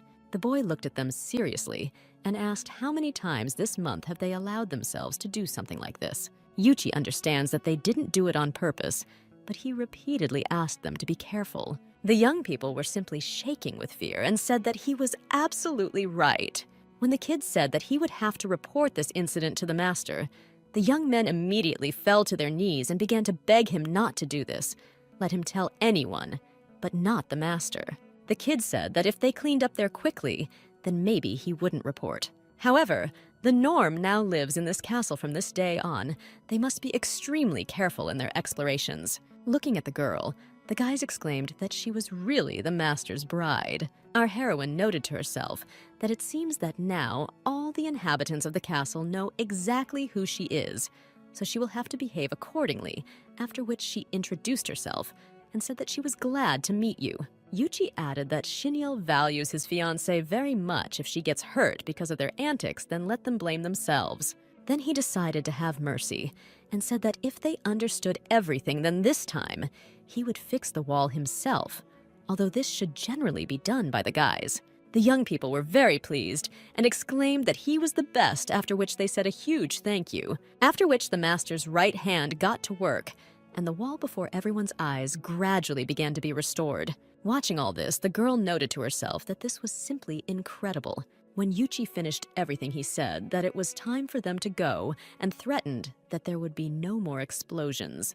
The guys exclaimed that it was good they understood everything and thanked Estefania for visiting them today. Already in the corridor, our heroine noticed that there was something wrong with the boy and asked if everything was okay. The kid thoughtfully replied that he had some kind of bad feeling. Suddenly, the dove appeared again and said that it was justified something happened in the main hall and let him go do his job. The kid desperately exclaimed, Why does he need all this? And told Estefania that it was time to go. On the way, the baby asked for forgiveness and said that apparently today they would not be able to test the strength of her wedding ring.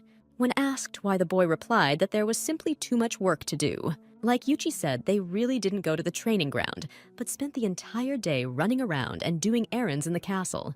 In the evening, standing near her bed, the girl noted that she was simply incredibly tired. She hadn't run back and forth like that for a very long time, but the boy couldn't give a damn. With all this, he works like this every day. Wizards are truly amazing people. Although Estefania was aware of their differences from the very beginning today, it seems to have fully realized them. Unfortunately, she is an ordinary person and cannot keep up with their rhythm of life.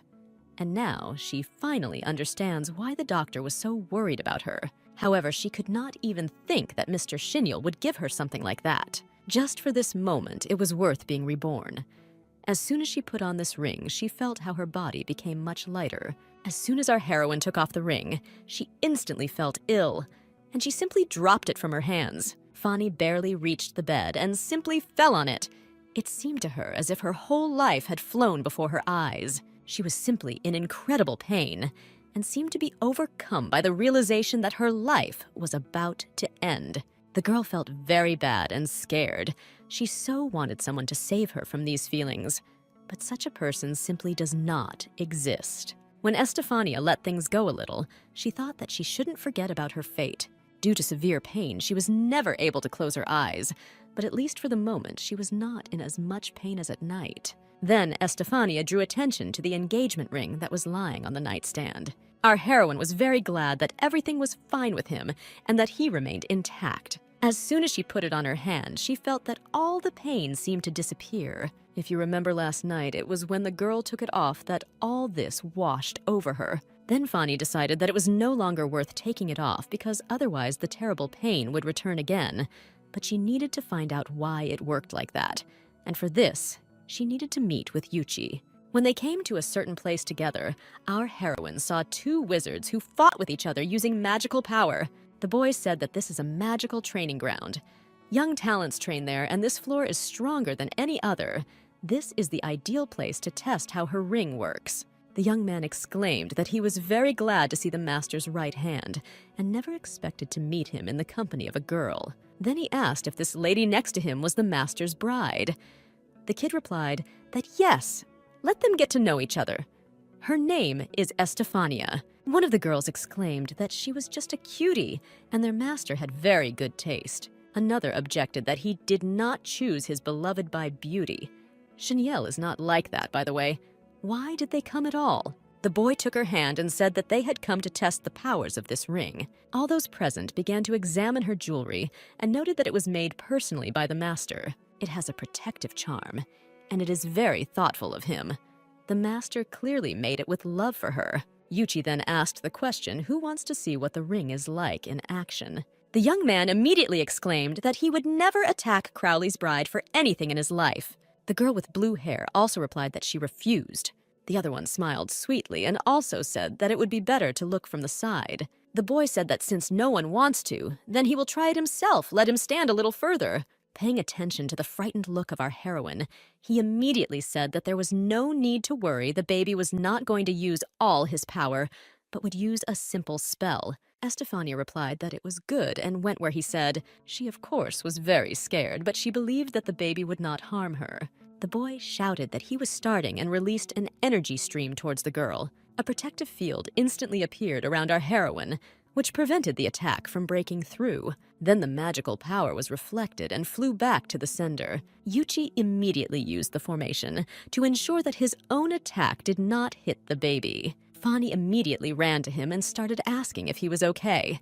The boy replied that everything was fine, he just didn't expect the spell to fly at him. Then he said that this shield not only protects her, but also strengthens any spell turning it against the attacker. Our heroine noted to herself that this was indeed a very valuable gift. She said out loud that even if she attacks her, Estefania will remain safe and all thanks to the master.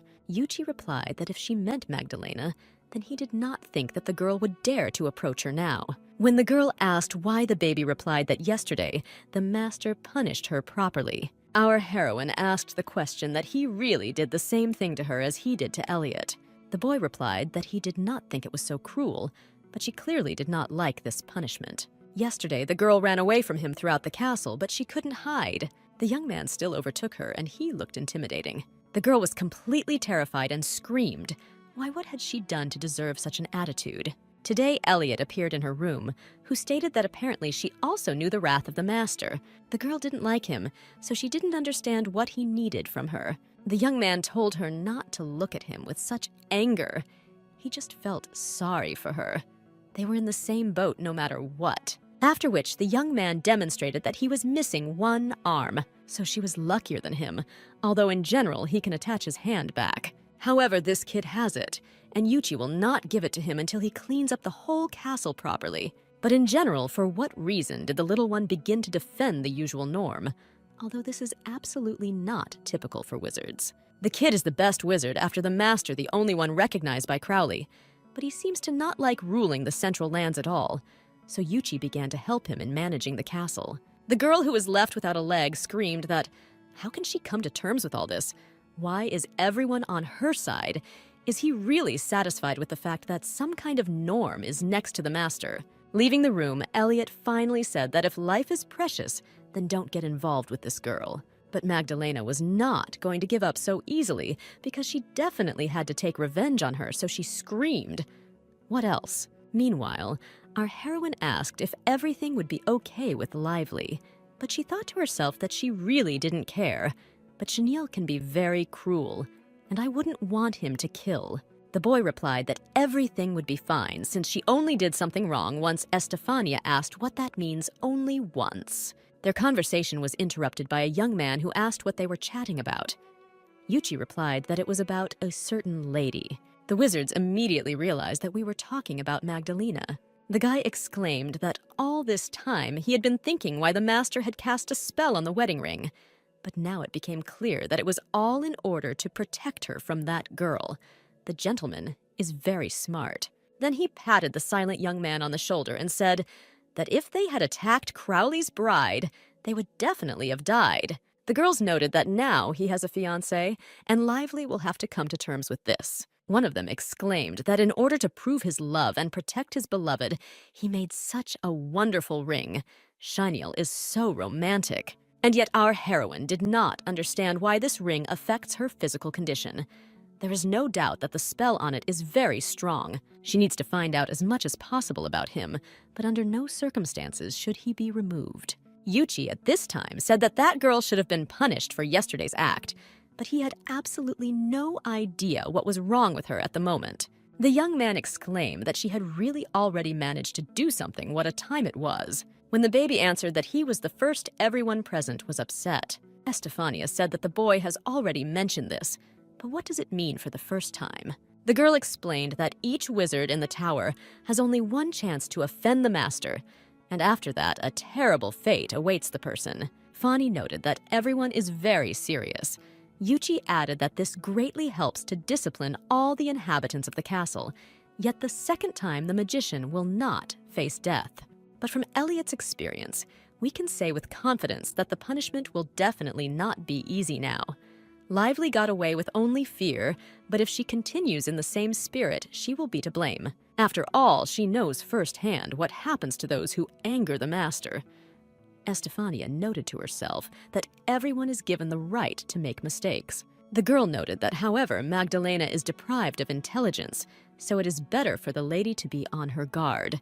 In the original story, Lively was tormented by jealousy, so now our heroine is faced with her in her most terrible guise. We need to be careful. Suddenly, a silent young man came up and said one phrase, a magical request. The young man exclaimed that he had completely forgotten about it and added that they had to go. When the boy asked what the request was this time, the guys answered that it was killing monsters. The master's right hand noted that in this case they need to hurry, after which the guys flew into the sky and said that it was time for them since time was running out. Waving after them, Yuchi said that these four are relatively normal guys from all the inhabitants of the castle, so if he is not around, then he should turn to them for help. Fani replied that it was good. Then the boy added that it was time for them to return back to the castle. On the way, our heroine said that she remembered that he said that requests are issued to magicians depending on the complexity and their strength, whether any requests come to him. The kid replied that of course he often receives requests to evaluate and analyze things because he has well-developed analytical magic. Estefania noted to herself that it was now clear that thanks to her, he was able to find out that the bucket of water contained her blood. Yuchi added that he cannot be called an ordinary wizard. He can notice the smallest details in everything that surrounds him. For example, these flowers, he can say who planted them here, and when an ordinary wizard would not be able to answer these questions. But for him, it is as natural as breathing. The girl replied that it was simply incredible, but his magic couldn't see absolutely everything. The boy replied that, yes, there are also things that he cannot analyze. After which he exclaimed she would like to see how magical requests are fulfilled. He just got one, but it's true that it's for tomorrow. Our heroine clarified whether she could definitely go with him. The kid replied that of course the trip to the northern lands would only be in a week, but she wanted to earn money if she helped him with the request he would pay. Fanny thought to herself that of course she wanted to find a job, but not this kind, and answered out loud that she did not know how the norm could help a wizard. But if Yuchi wanted, then she would gladly go with him. The boy exclaimed that they had now agreed to go on a mission tomorrow, after which he exclaimed that he had completely forgotten because he still had errands in the castle, then asked if it was okay if he left her. Estefania replied that he should not worry, he did not need to keep an eye on her. If anything happened, she would immediately go to her room. Plus, she has an engagement ring from Mr. Xinil. The kid happily said that he then ran about his business. But in the end, he still said that if something happens, then let him call him. The master's right hand remained standing in place and looked after our heroine, waiting for her to disappear from sight, after which he grabbed his aircraft and went somewhere. He found himself in the sky over an unspecified country and asked the master if he was researching the migration of monsters and what kind of progress there was. Without even turning in his direction, the young man asked what he was doing there. When Yuchi said that, as the caretaker of his castle, he was obliged to report to him about his fiancée, who was intensely hiding something. The young man immediately turned around. The guy himself sees that she's behaving strangely. Maybe he noticed something in her behavior. But after he didn't answer, the boy said that he couldn't look after her forever. The girl also needed his attention. The young man asked why and why she needed this. The kid exclaimed in surprise that he really wanted to say that he didn't know anything. The powerful magician did not understand what he was talking about and asked what the young man should know. Yuchi said that, wow, even the master himself doesn't know anything about his bride. Xinil asked what he was talking about. The little one replied that it was better for him to find out about it from his beloved, after which he quickly got ready and said that it was time for him to go back to the castle. Having flown some distance, the boy thought that apparently the master really did not notice that something was wrong with Estefania. This morning, the master's right-hand man visited the girl. He knocked on her door and asked if he could come in. She immediately came out to him and wished him good morning. The boy asked if she had slept well, and the girl replied that everything was fine. Yuchi noted that the scratch on her cheek seemed to have completely healed, after which he looked at her carefully and said that in fact she had not slept at all, and this was obvious since she had bruises under her eyes. Our heroine replied that yesterday was such a busy day that she did not have time to fully recover. The boy suggested that she rest the whole day, but she said that this was not necessary. Then the kid wondered whether he should have told the gentleman about this at all. Meanwhile, our heroine, after saying goodbye to the boy, headed to her room. But at the last moment, it dawned on her that she should talk to Lucy. If she really knows about his condition, then she could tell the master everything, although the baby seems to know nothing yet, which means the girl did not report anything to anyone. Walking along the corridor in which the workshop was supposed to be located, the girl accidentally ran into Magdalena. Estefania was ready to meet anyone, but not her. But unexpectedly, the girl said that she was very glad that she was able to meet with her because she wanted to apologize for yesterday's behavior. She just acted disgustingly. She said all sorts of nasty things and also hurt her beautiful face, after which Lively bowed and said that she was truly sorry for what she had done. Our heroine looked at her in surprise and did not understand what kind of circus was going on. The girl continued that she herself must have realized that she really likes Crowley, But since his choice fell on her, Magdalena, on the contrary, wants to get to know the girl better. She swears that never again in her life will she interfere with her master. Estefania thought that she didn't believe a single word she said was Xinyo's punishment really so severe that she changed her mind. Lively continued to broadcast and said that she had recently become his bride. Apparently, Fani was attracted by his appearance, and she could not condemn her choice. But the girl has known the master for a very long time and can tell a lot about him. The girl noted to herself that everything is clear. Nothing has changed. If Magdalena wants to play with her then, so be it. Therefore, she thanked her for her kindness and said that she was not angry with her at all. On the contrary, thanks to this misunderstanding, she became much closer to Xinyo, and thanks for that to Lively. After that incident, the master made this ring especially for her. I thought to myself that the ring on the left hand on the ring finger at the same time sealed with strong magic. Crowley put into this little thing feelings that a girl can only dream of. Magdalena looked at her hand in shock and could not even utter a word. Our heroine said that it is simply beautiful. The stone in this ring is the color of Mr. Xinyo's eyes. She is very grateful to him for such a gentle gesture, and yet the girl is right. Lively spent much more time with him than Fani, and she will happily listen to stories about him from her lips. Unfortunately, Estefania is an ordinary person, and therefore cannot understand the mind of a wizard. But since she is his fiancée, she wants to know more about him, whether she can rely on the lady. Magdalena replied that of course she would be happy to help her and tell her everything. Lively was the only daughter of the current king of the Western lands. She grew up in love and luxury, and they loved her for everything, no matter how badly the girl behaved. Because of this, the girl grew up quite vain and cruel, who did not consider anyone none of the wizards in the Central Lands could get along with her, and she did not change until her death. I know the whole plot of the work. You shouldn't expect changes from it. You need to tell Yuchi about their conversation with Magdalena. But if you forget about her character, the girl is a true representative of a purebred aristocrat, beautiful and well-groomed appearance, excellent dressing style, as well as incredible abilities for magic. Compared to her, our heroine is just an ordinary little scumbag. Estefania did absolutely nothing to be a worthy bride for Mr. Crowley. She began to remember how her little sister asked her to buy her nail polish. Our heroine wearily replied that they had absolutely no money for this. Angelica exclaimed why the eldest recently bought her such a beautiful hairpin, and it costs much more than nail polish. Estefania replied that buying one bottle would not be a problem, but knowing her, she would want to buy a bunch of polishes in different colors. The girl asked why she decided so. The younger one didn't even say anything. The girl replied that this is a fact and believes that she has absolutely nothing to challenge it with. Angelica immediately had tears in her eyes and said that her big sister was very rude. After thinking a little, Fani replied that okay, she would buy her one polish if the girl did not tell her mother anything.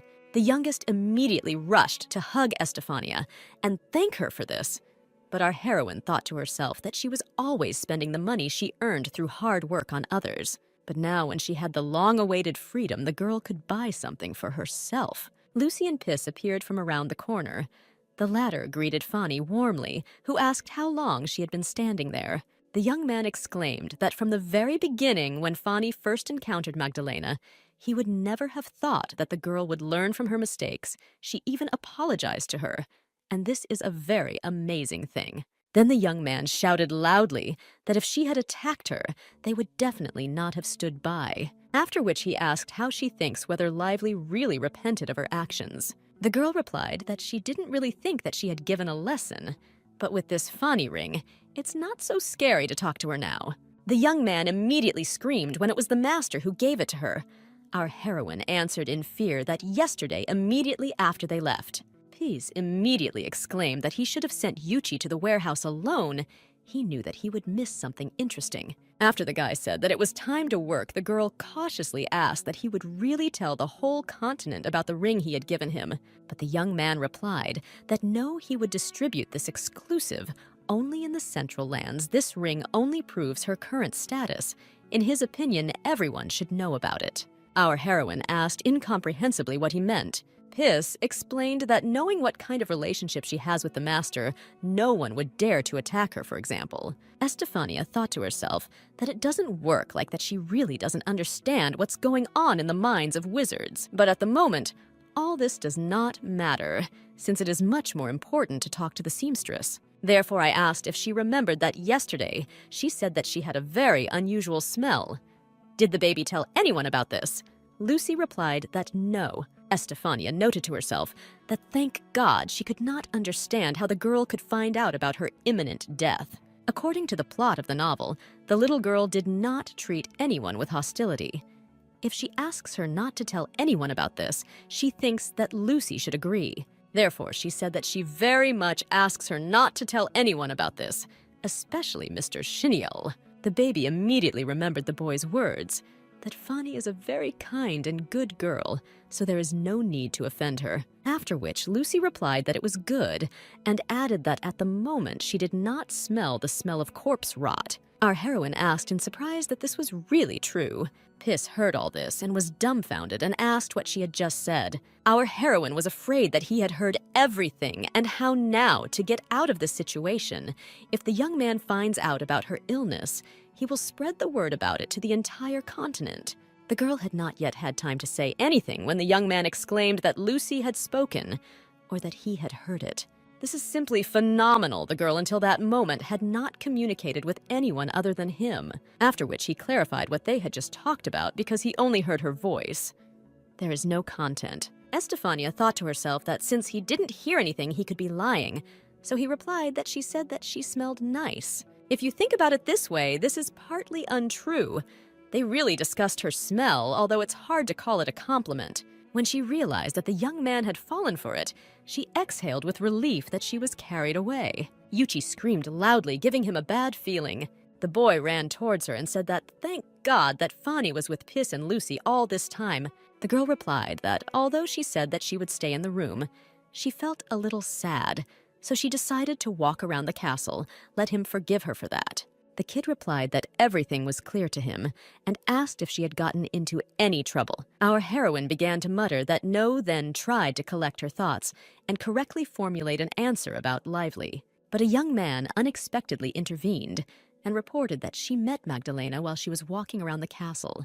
The kid began to get angry that as soon as he left the castle, just for a couple of hours, she again climbed towards Fanny. Piz replied that she, of course, was still bullying Estefania, but the master's bride proudly ignored all her provocations and even managed to put the devil in her place. Yuchi said that if this is really true, then she should still try to ignore it and not engage in dialogue again. Although the girl has a ring from her master that can protect her, listening to her eternal reproaches is simply unbearable. Estefania asked for forgiveness for making him worry unnecessarily, but the girl promised to share with her everything she knew about Mr. Cheniel.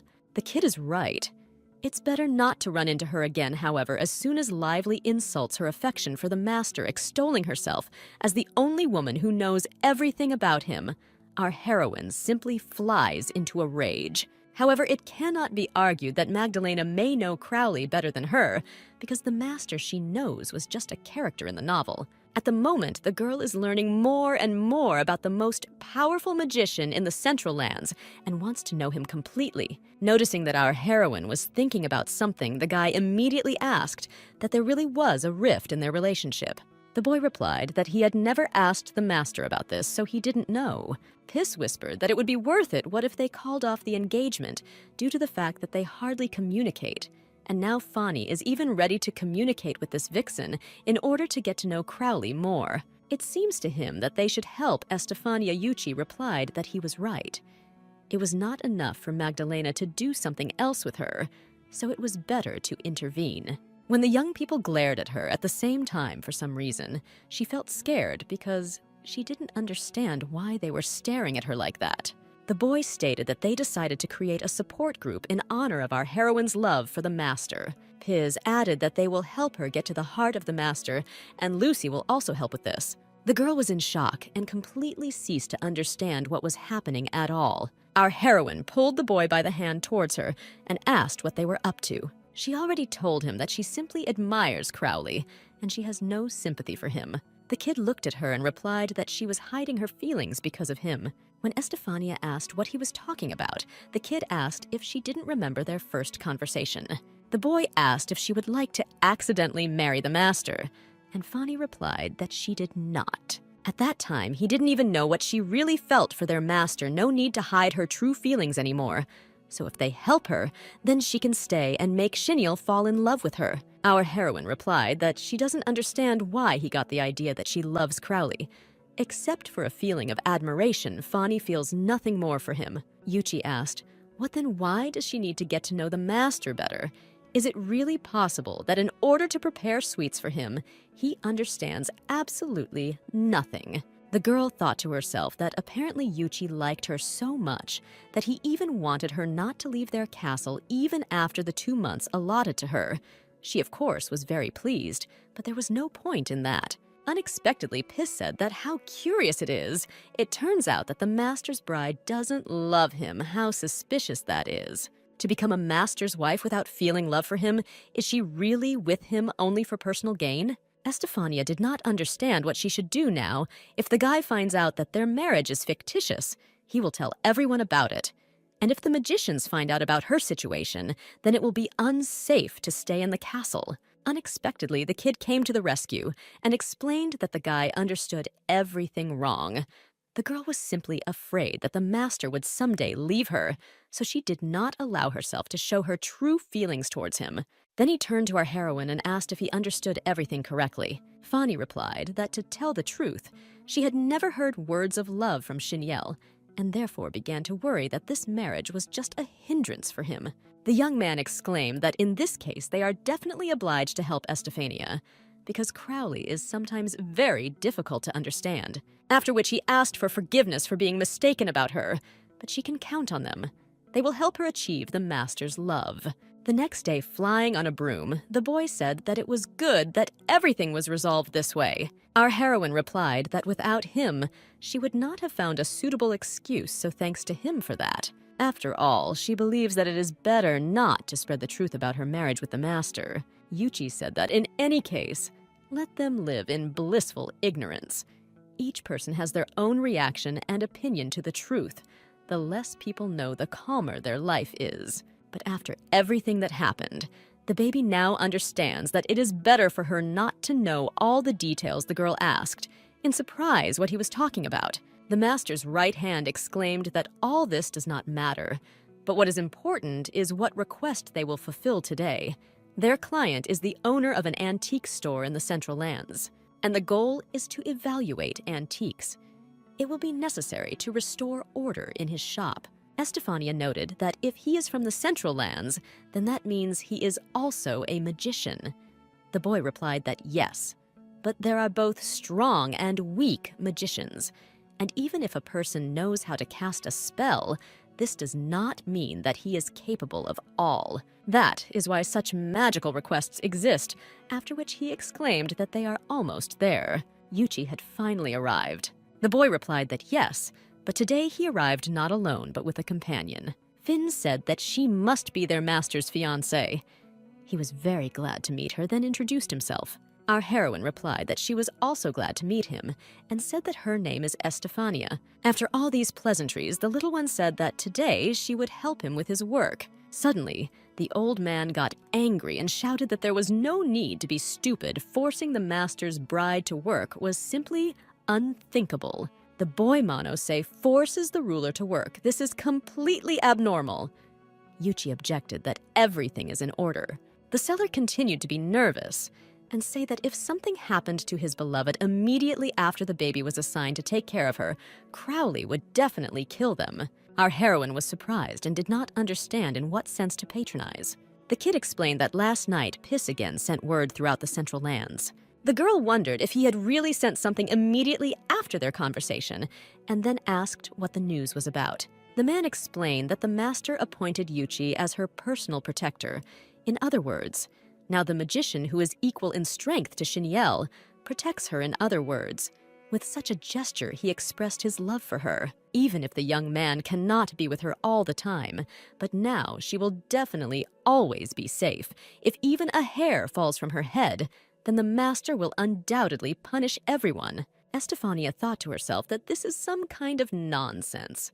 She doesn't know why the guys got the idea that her protection is some kind of manifestation of love.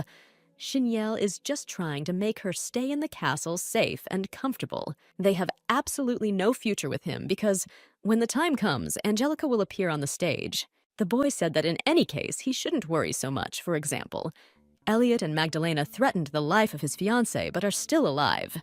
The old man replied that this did not bother him at all. There were simply a lot of things in his shop that could harm the norm, so they had better return to the castle. Yuchi got angry and exclaimed that he had already said that everything would be fine with her.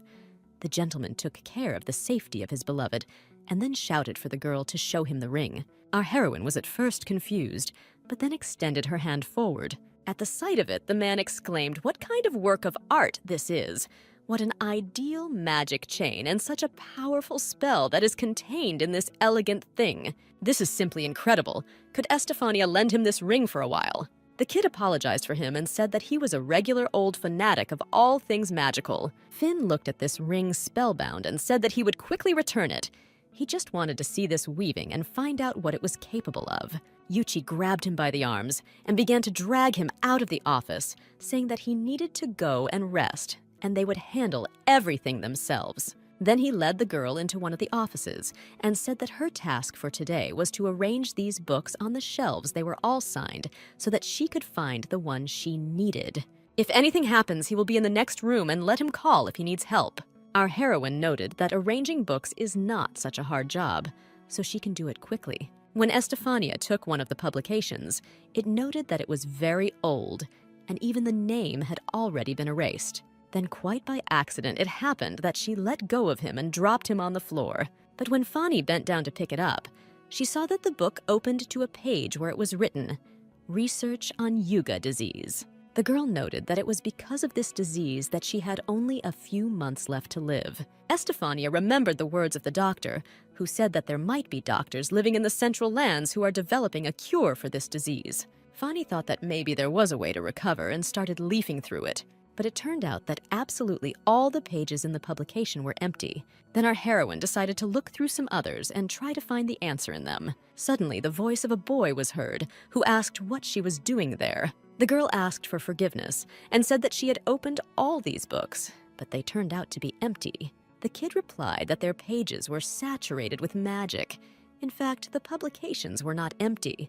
It was just that someone, one might say, stole the letters from the pages, making them completely without text. Estefania asked in surprise why any person would do something like that. Yuchi replied that of course they could not find out the reason, but for some reason the person stole everything from these pages except their title. The boy said that he could use his magic to understand what exactly was done to them. Suddenly a man appeared in the library and said that this was not necessary.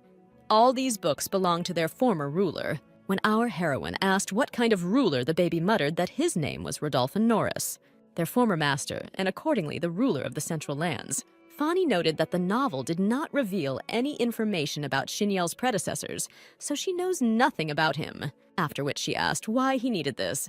He did this not with just one book, but with everyone in this room. The man thoughtfully replied that he did not know all the reasons, but could guess. All the masters were obsessed with the study of magic, and perhaps not all wanted to share their knowledge. Our heroine carefully asked if their former ruler was still alive. When the baby replied that, of course, she asked if he lived in the Central Lands.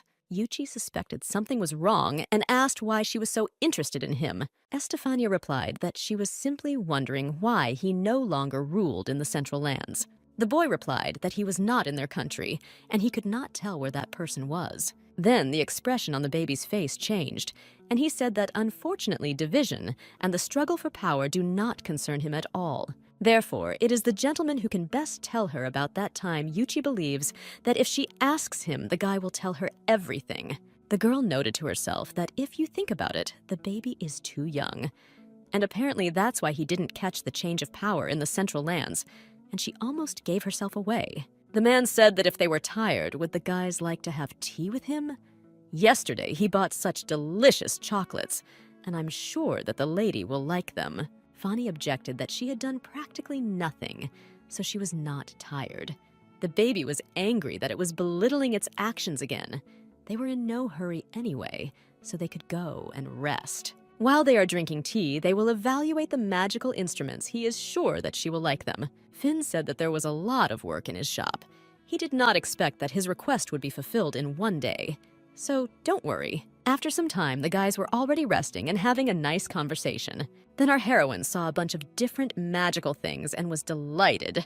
There, she came across the same boxing glove that was beaten by Elliot when he was tied to the top of the tower. Already in the evening, Estefania sat in her bed and could not close her eyes because she was thinking about what she had learned today. Rodolphin Norris is a former master and ruler of the Central Lands who studied the Yuga disease. If he could tell her about his research, then perhaps there would be a chance to be cured. Then she realized what she was thinking about.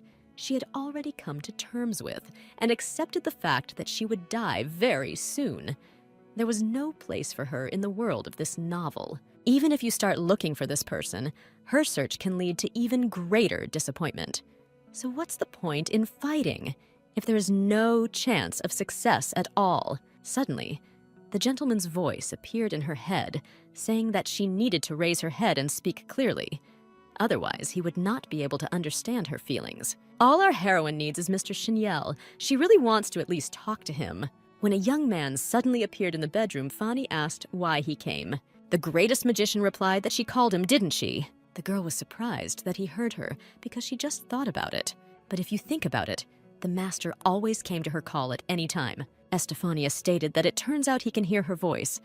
But I wonder at what distance. Cheniel, that no matter how far she is, he will always hear him. Suddenly, our heroine laughed, and the young man asked what was funny about that. Fanny replied that it just looked like some kind of miracle, or rather like her happiest dream. The guy leaned sharply towards her and asked what kind of dream she had.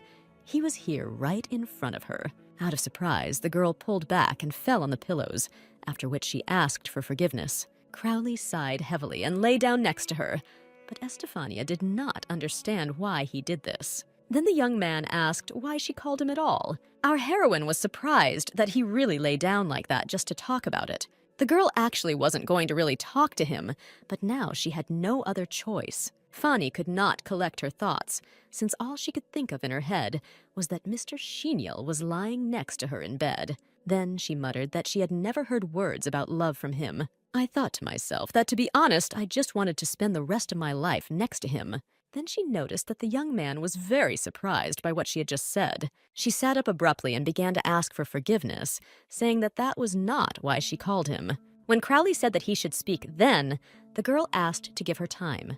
Our heroine noticed that the young man frowned very much and did not understand why. Then she asked how she could learn to appreciate and love herself, but she thought to herself that because of disrespect for herself, she was creating so many problems. The guy replied that a person is shaped by his past. She became like this because of the events that happened earlier. First, she needs to rethink them. Estefania wondered what it means to rethink. Maybe she should remember those events in order to understand herself. She immediately began to remember that when she was 5 years old, she approached her mother and asked her to read a book to her. The woman replied that she was already an adult and could read it perfectly well herself. Angelica has just fallen asleep, and they cannot make noise so as not to disturb her peace. The little girl answered upset, okay, but thought to herself that she was the eldest. Her wishes would always be not as important as the wishes of the younger one. Then a memory appeared of how my mother said that very soon her and her sister's birthdays should be given to them the same gifts so that Angelica would not be offended. The woman asked if she was okay. The 8-year-old girl replied that of course not. Estefania will be happy with any gift. If the little sister is happy, then she will be too. When our heroine was 12 years old, she asked her sister if the girl would like stew for dinner, since Fanny had not eaten it for a long time, and therefore really wanted it. But the girl capriciously replied that no, and she wanted something light for dinner. Her little sister's wishes were always put before hers, and she was very used to this, so she always put her wishes on the back burner for the sake of others, and still does so. But life in this castle was her first desire, which she realized on her own for the first time in her entire life. Estefania finally did what she really wanted. The young man asked what was the reason for such a drastic change. The girl replied that she just really wanted to meet him, that's all. After which she lay back on the pillow and added that she loved him very much. Suddenly, the young man put a pillow on her face and she exclaimed what he was doing. She couldn't see anything. Then he said that she needed to stop thinking so much. She just needed to act as she did when she came to this castle. If she has something that she wants to fulfill, maybe go somewhere, at least get rid of someone. Estefania just has to talk about it. Unfortunately, he is not a telepath and cannot understand her thoughts and feelings. Therefore, let her say what she wants to do and Xinyo will fulfill her every desire. Fanny thanked him for his kindness and said that he did not have to do this since she could never repay him for his actions. I thought to myself that she was unworthy of these words because she was not the one for whom he would do this. So she added out loud that she should promise something similar to his real wife. They are not a real couple, so let Crowley understand her words correctly. Paying attention to the strange look of the young man, the girl could not understand why he was looking at her like that. After which she asked whether she had completely forgotten why the young man agreed to the deal with her in the first place. Our heroine replied that she remembers everything the gentleman wanted to avoid female attention. Sniniel asked why Fanny was telling him something like that. It dawned on Estefania that according to the plot, he still can't stand women, so her words sounded like complete nonsense. Therefore, she immediately began to ask for forgiveness for what she had just said. The guy asked her to think twice before saying anything, after which he asked if she had any desires. The girl thought to herself that apparently he wasn't listening to her at all because she had already refused him, so she replied that everything was fine and she didn't need anything. The gentleman exclaimed that apparently that little thing spoiled her completely. Fanny objected that this was absolutely not true, and he did not spoil her. Everything was fine as it was. But the young man interrupted her and said, "No. I think they were saying earlier that Estefania wanted to learn to value herself. She just needs to stop thinking a lot. She needs to speak right away if a desire appears in her head. Therefore, Crowley will fulfill one of her wishes every day." Our heroine didn't understand what came over him, but if he refused, he would anger him even more.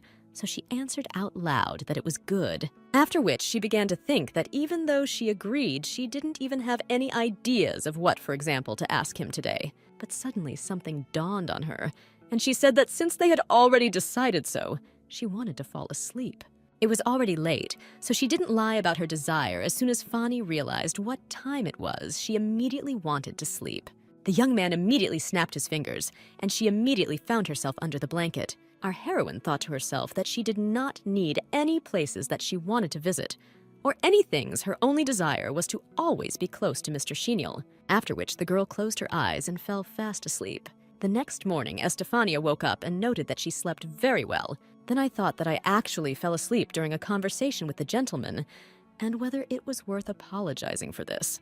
When she turned her head to the side, she saw a young man sitting on her bed. Our heroine was very surprised what the young man was doing in her bed. Fanny wished him good morning and asked how long he had been sitting in her room. The gentleman replied that in fact he had not gone anywhere, and she had been sleeping for too long, so let her get up because they had to go. This is how strangely our heroine's new day began. First, they all had breakfast together, including the boy and Crowley, after which we went to various jewelry boutiques. Then there was the making of sweets, which is what Estefania likes to do the most. And so the day came to an end, but the gentleman was still nearby.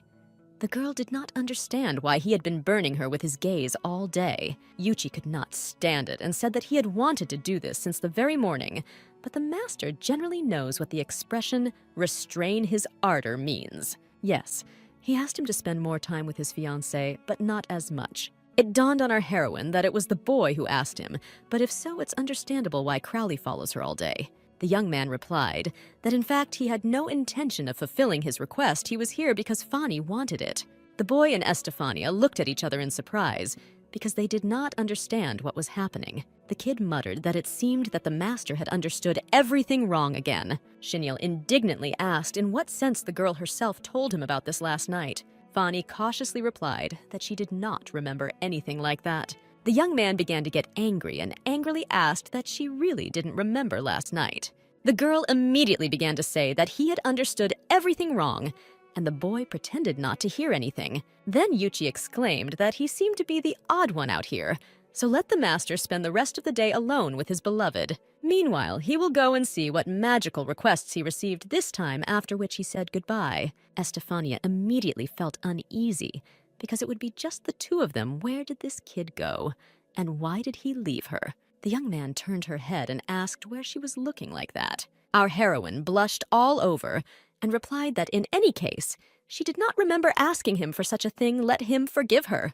The young man smiled and replied that he would forgive her this time, after which he asked what her wish would be for today. The girl thought a little and replied that she still had one wish. When the guy asked what it was, Estefania replied that she wanted to read a book. Do they even have a library in the castle?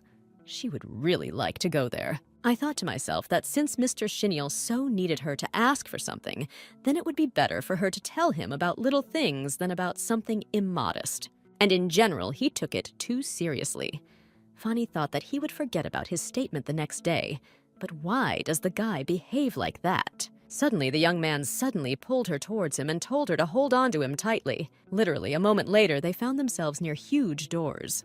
The girl immediately recoiled from him and thought to herself whether she could even get so close to him. Then she thanked him for taking her to the library and said that she would go then, but noticed that the young man followed her, after which she smiled and said that she thought that she would find her way around that room on her own so that he could go about his business, and thanked him again for allowing her to take advantage of this opportunity. The young man replied that if she needed him, she should just call him, and immediately disappeared. Estefania breathed a sigh of relief and thought to herself that great, now she can calmly continue the investigation. Walking through the library, she thought that she should find books about Yuga disease, but still doubts that she can be cured. But since the master told her to change, then it's time to do something about it. In general, she personally wanted to ask the master about his henchmen, but he would obviously ask why she was interested in this, so she should not reveal her intentions. Perhaps the books of the previous ruler were still left in this place. Then suddenly she heard someone's voice, after which our heroine looked around the corner to see who it was. It turned out to be Elliot, who was scrubbing the floors and asking some creatures that were flying around him if it was possible to scrub it off at all. Then the young man noticed that Estefania was looking at him.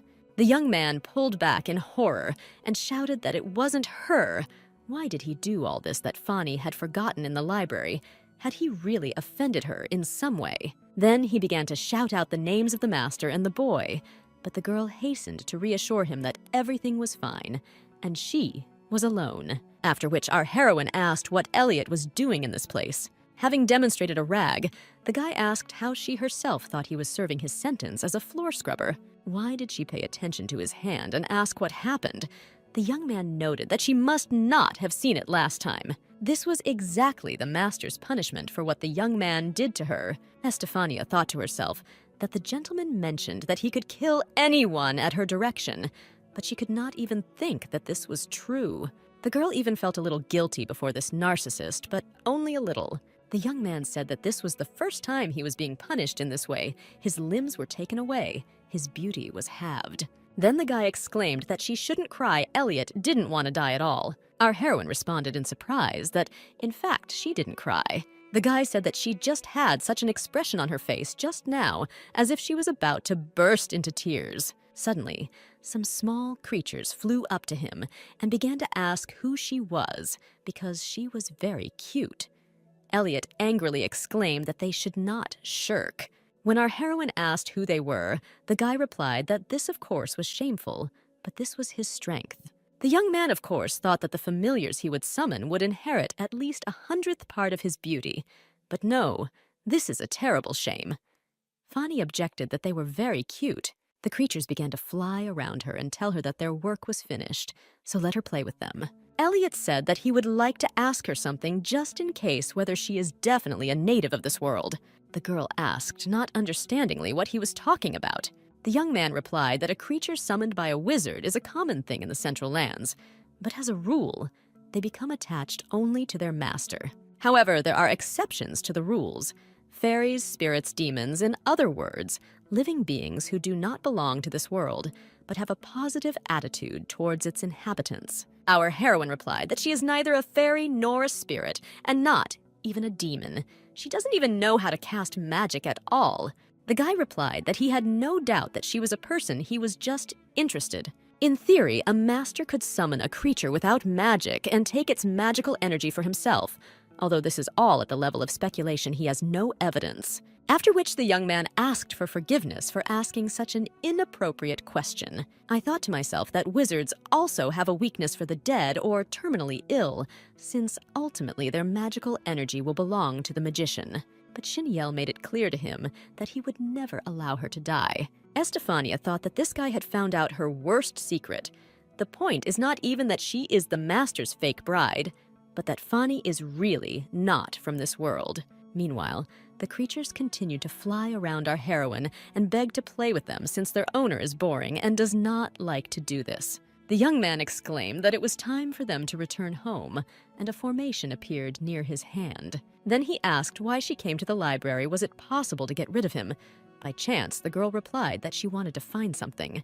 When Elliot asked why she didn't ask the master or Yuchi, because they definitely wouldn't refuse her, the girl replied that this was a personal matter, and they were always so busy lately. After which she exclaimed whether the young man would help her in her search, but only this should remain between them. The guy asked what would happen if he told or refused altogether. Our heroine replied that what she wants to find will not harm anyone, but if he refuses, then Mr. Xiniel will simply tear him apart for disobedience. The young man was very surprised and completely horrified by what he heard. Estefania thought to herself that she still wouldn't tell Crowley that she met him in this place, even if Elliot forgives her. But she needs help. She can't handle it alone, and there's no other way to come to an agreement with him. The young man scratched his head and noted that she was indeed a very scary woman. Even at their first meeting, she was not indignant at his bullying, as if she wanted the master to personally teach him a lesson. Our heroine thought about how to explain everything to him correctly, but the guy interrupted her and replied that he himself knew everything perfectly well. She did not resist because she was afraid of him, after which he replied that, okay, he will help and will not tell absolutely anyone about this. When Fani said that she wanted to find everything about who ruled the Central Lands, before Xiniel Elliot was surprised why she needed this. The girl said that he ruled before Crowley came to power, and she doesn't even know how her fiancé became a master, after which she feigned embarrassment and said that asking him about this was somehow indecent and even a little awkward. The young man replied that she did the right thing in not asking him about it. Xiniel can't stand him, and every time someone mentions him, the gentleman's mood deteriorates terribly. Then he began to tell me that at that time he was still living on another continent and did not know the whole story, but he had heard something. The master began to rule about 5 years ago. Before his accession to the throne, there was a struggle for power. Under Mr. Rodolphon, peace reigned in the Central Lands, but at one certain moment the young man simply went crazy and began to kill all the wizards he met on his way. No one knows why he went crazy, but there were many victims. They say Norris even drank their blood. A real hell was going on in the Central Lands, but out of nowhere, he appeared a great wizard whose name is Xiniel Crowley. He overthrew the previous ruler, and the people of the country began to worship him, and so he became a master. However, Rodolphon still survived despite the fierce battle. It is said that he still dreams of returning to the throne and ruling the Central Lands, killing Xiniel in the process. Therefore, it is better not to ask the master about him because it will only get worse. Our heroine noted to herself that Crowley's predecessor was a cruel tyrant murderer.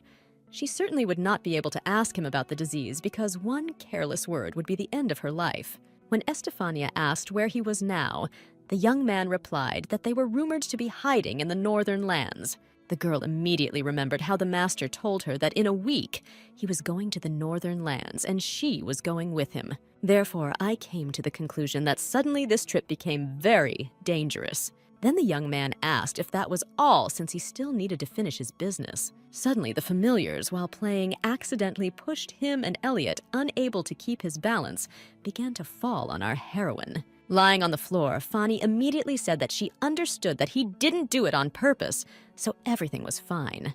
But suddenly, the voice of Mr. Xiniel was heard, who menacingly asked that he really wanted to die. The young man immediately fell to his knees and began to beg to forgive him. Familiars began to fly around Crowley and offer to play with them, or at least take a walk.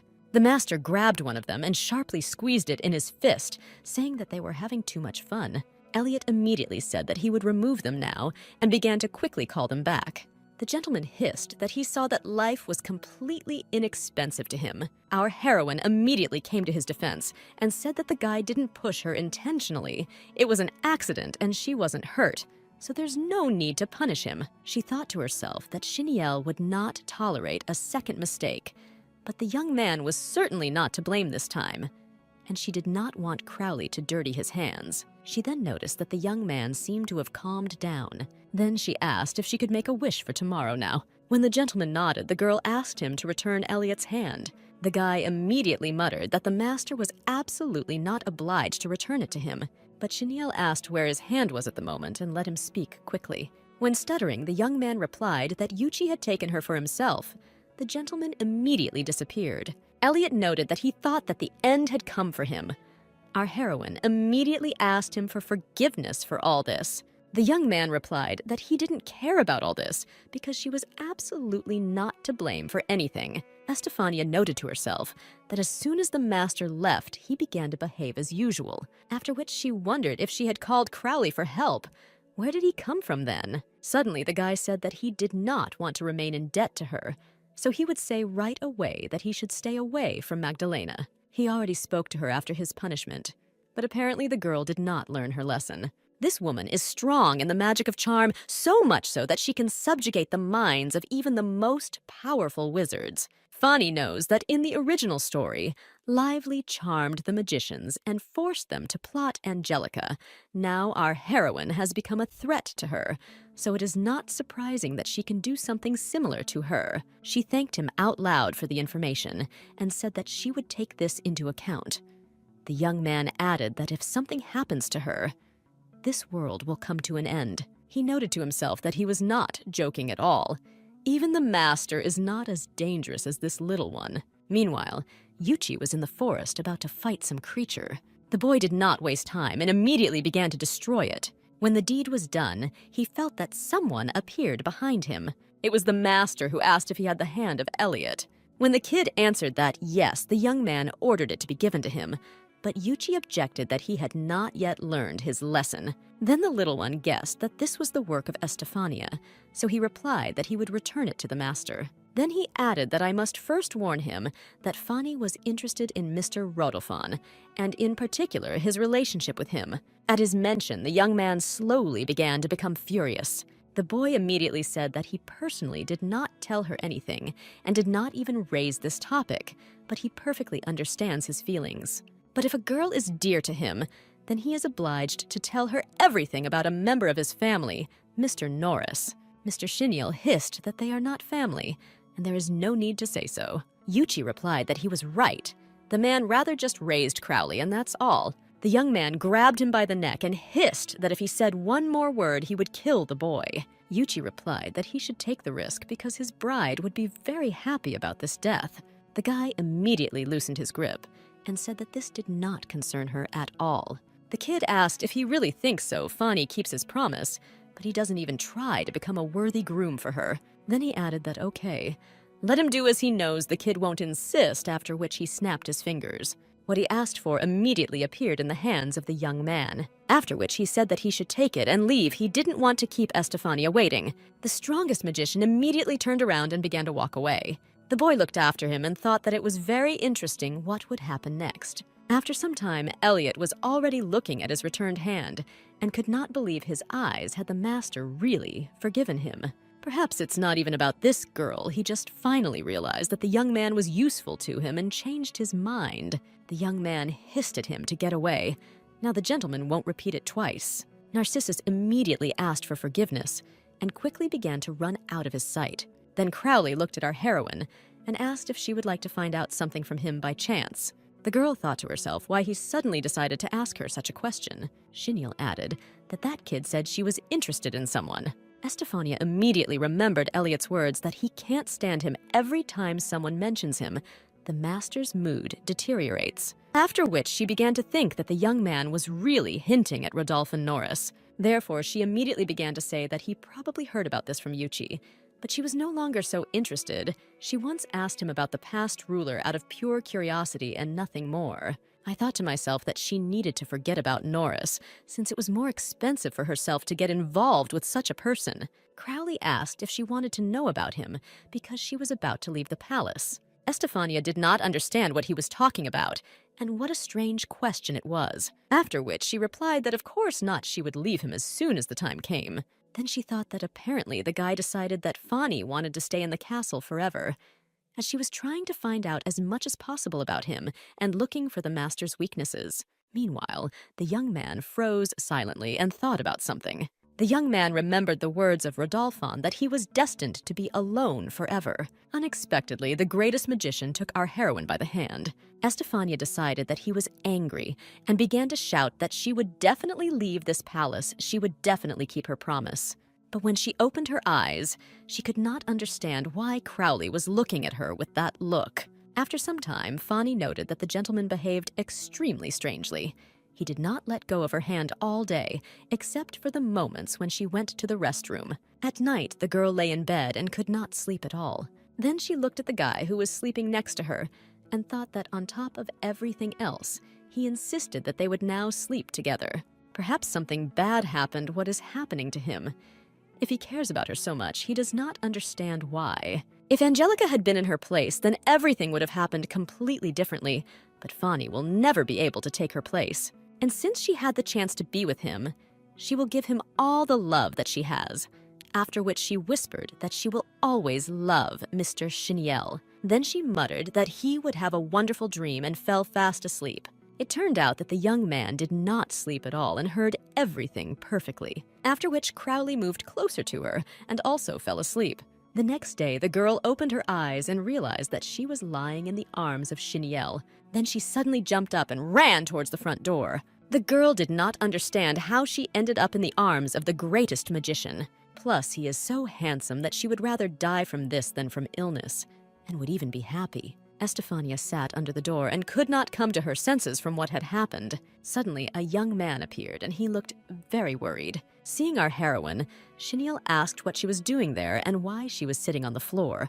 Estefania replied that she just wanted to clear her head, that's all. Mr. Crowley did not answer, but simply immediately picked her up in his arms. The girl continued to not understand what was happening to him because he was behaving extremely strangely, after which Cheniel put her back on the bed and lay down next to her. Fani was so nervous that she couldn't even move, but she said that today her request would be for him to go about his business. The young man replied that no, yesterday she asked to fulfill a wish for today. The girl said that she wanted him to return Elliot's hand, which he did. Our heroine replied that then let her fulfill today's request instead of tomorrow, but the guy firmly answered no.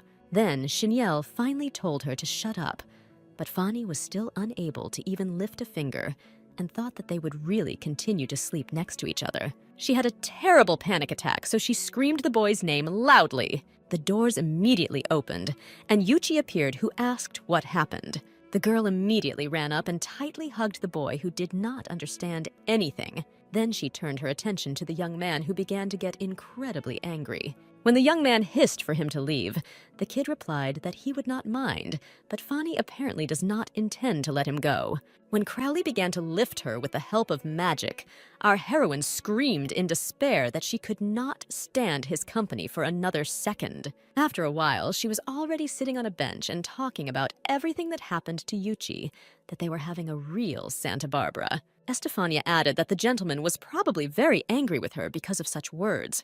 The boy replied that he thought he was not angry, but rather shocked and slightly upset. Then it dawned on him that it turns out that the master slept in the same bed with her today. When the girl replied that she did and asked if something was wrong, the kid replied that Cheniel never sleeps in front of people. Plus, there is little sleep in his routine. Yuchi could only see him in bed sleeping on a full moon. But since he fell asleep so sweetly in front of her, can she allow him to continue to share the bed with her? Fani did not find what to answer. Then he added that he was used to sleeping little, but magicians are people too. And since Crowley can only sleep fully with her, then this should be allowed. Fani interrupted him and said that she didn't think he would approve of such a decision. Most likely the guy was just tired from yesterday and fell asleep without even noticing her presence.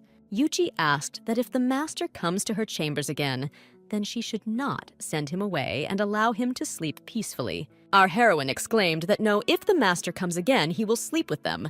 The kid stood up and said that she clearly felt better, so the plan for today: trying on a dress in which she will go to the ball in the northern lands. On the way, he explained that the outfit was almost finished, but the seamstress wanted the girl to try it on, and Lucy would listen to her advice about adding some details. While the girl is not busy with anything so that she has time to finish the dress, if it does not fit her in size, or if for some reason she is uncomfortable in it, let her not be embarrassed to report this. Yuchi will tell the seamstress about all the changes. Opening the door, the kid added that he hadn't seen it himself yet, but I'm sure it turned out simply incomparable.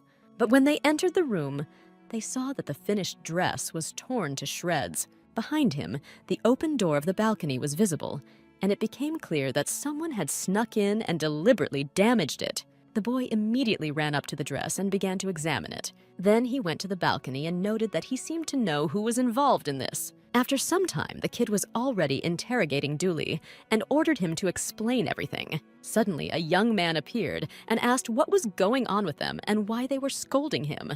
The kid explained that he tore the dress that Lucy made for Fani. Through investigation, Yuchi found out that the guy was to blame. The girl remembered him from the time when they came to the training ground to test the properties of the ring. He was quite calm and kept aloof, so she did not have time to get to know him better, and cannot say whether Dooley is capable of such a thing. The little one continued to explain that this happened last night. Fur and traces of an animal were found at the crime scene. Based on the color of the fur and the size of the paws, we can conclude that the torn dress is the work of his familiar. Therefore, I repeated again whether there was anything to say to the young man in his own defense. Suddenly, the young man bowed his head and asked to forgive him. Estefania exclaimed that he probably had a reason for doing something like that. The guy explained that he did not order his familiar to do this, but as a master, he bears full responsibility for what his servant did. The boy said that our heroine had already met him before. The girl immediately remembered those huge, scary red eyes that she saw in the window, after which she thought that Mr. Sheniel showed her his true appearance. Mr. Dooley's servant is not a terrible beast at all. The young man noted that doesn't all this seem strange to them, because a familiar cannot do something without the owner's request. Yuchi agreed and said that he also thinks that something is wrong here. Then he suggested that we first go back to the scene of the crime. On the way, the guy said that his creature Vito usually scurries around the castle without much attention from the outside, but the magicians are used to seeing familiars because they don't do anything without a direct order. Wizards tend to summon familiars as their servants. The stronger the wizard, the higher the rank of his creature will be. Master Dooley's familiar is a high-ranking creature. Usually, low-ranking servants have little intelligence and are capable of minor pranks. But not this one. Having seen the dress, the guys noted that only one name remained from it. It immediately becomes clear that it was sewn by Lucy. Since the young man sees remnants of magic in the fabric, she will be beside herself with rage when she sees it. The kid turned to the young man and told him to call his familiar. After Dooley recreated the formation and summoned Vito, a huge animal immediately appeared. When the young man said that he had a conversation with him, the creature asked what exactly he wanted to know. The guy asked if he tore this dress. The familiar answered that yes, when he was asked why he did it. Vito replied that he really didn't want it. Yuchi asked if he wanted to say that someone had manipulated his mind. The animal replied that he could not answer this question, because as soon as he woke up, he immediately saw the dress torn to shreds. The boy replied that everything was clear to him and thanked him for telling him everything, and added that Vito could go. The young man exclaimed that it was clear whose hands this was, and who was to blame, so it was necessary to go and sort it out with her. When the kid exclaimed that there was no need to go anywhere, the criminal himself came to the crime scene. Magdalena appeared at the door and asked who the criminal was and what young detectives do in general. The guy shouted that it was she who had bewitched the familiar's mind. The girl pretended that she did not understand anything and exclaimed that this was very rude of him since she did not know what he was talking about. The young man got angry and shouted that stop being a fool, only her magic is capable of such a thing. Yuchi stopped him and independently asked the question whether she ordered the being Dooley to tear Fani's dress. Lively replied that as she had already said, the girl doesn't know what's going on. Apparently, the dog completely got out of hand and tore the mistress's dress. It's very unfortunate, but she doesn't understand the scale of the tragedy Lucy can make the dress again right, so it's stupid to make such a fuss about some outfit. Our heroine began to get angry since Magdalena did not value the work of the seamstress at all. The girl continued to say that this little one only enjoys sitting and sewing. She doesn't see the white light. She only makes friends with a thread and a needle, a pathetic child who can't do anything other than that. Let the guys think that this incident has given her a new reason to live another day of her miserable existence. But if she is naughty, then Estefania can always complain about her to the master. Suddenly, the girl came up and slapped Magdalena in the face as hard as she could. The girl grabbed her cheek and screamed that how dare she. But Fanny ordered her to immediately apologize to Lucy. She would not allow her to continue to insult the girl. Lively asked what she said wrong. It's the pure truth, as if the girl had known the baby for the first day. Estefania hissed that if she doesn't go and apologize to her now, then our heroine will take appropriate measures. When the girl asked what for example, Fanny replied that she would tell Mr. Shiniel about her behavior. Magdalena got very angry and wanted to hit her, so she started clenching her fist. The voice of a young man was heard, who said that he would not advise her to do this, since her attack would return to her only with redoubled force. Let her not forget that she was being protected. Therefore, Lively exclaimed that she really wanted to get along with her, but it was a pity that it didn't work out. After she sharply turned around and began to leave, our heroine wanted to stop her. But the boy grabbed her hand and said that she didn't need to do this. After some time, Lucy saw what happened to the dress she was creating. Estefania began to apologize and say that she was sorry because she tried very hard for her, but in the end, everything was ruined. Yuchi exclaimed that what does she have to do with it? Let him look, the baby is not angry with her at all. The little girl just stood and silently looked at the tattered outfit. Piss told her that if she wanted to punish him, then let her act. The girl suddenly became gloomy, and it began to seem that she was in some kind of trance. While our heroine was thinking what had just happened, a familiar appeared in the room. The animal stopped in front of the baby and silently bowed its head. Literally a moment later, a magical formation appeared behind the baby, after which a powerful energy flow struck the creature. After this, the guy said that they would talk to Magdalena later, and there was no need to worry about the dress. It would be like new by the time of the ball. The girl smiled and thanked them for everything they do for her. The boy said that they had sorted out the dress, and now they could rest. And at the same time, he began to think about preparing something like this for dinner. Unexpectedly, our heroine apologized and said that she wanted to make sure that everything was okay with Vito, after which she turned and began to run somewhere, saying that she would be back for dinner. When Fanny approached the animal, it asked why she had come. The girl replied that she just wanted to talk a little. The familiar stood up, sniffed her, and noted that the smell was very interesting. Estefania immediately remembered Eliot's words that a creature summoned by a wizard is a common thing in the Central Lands, but they only become attached to their master. She has already muttered out loud that her smell really indicates that she will soon die. Vito replied that he didn't know whether she would die or not, but her smell just seemed pleasant to him, so he wanted to talk to her. Remembering the little girl's words about the smell of corpse rot coming from her, it dawned on our heroine that Lucy is a demon. The creature replied that it was true, and its owner was that strange type with round glasses. Now the girl understood why she did not act of her own free will. There was not the slightest mention of this in the original story. She thought that the girl was a magician like everyone else. It is natural that she could not know some little things that were not indicated in the novel. The author did not write them because this would not have affected the original plot in any way. The familiar explained that this demoness is much stronger and a couple of ranks higher than him.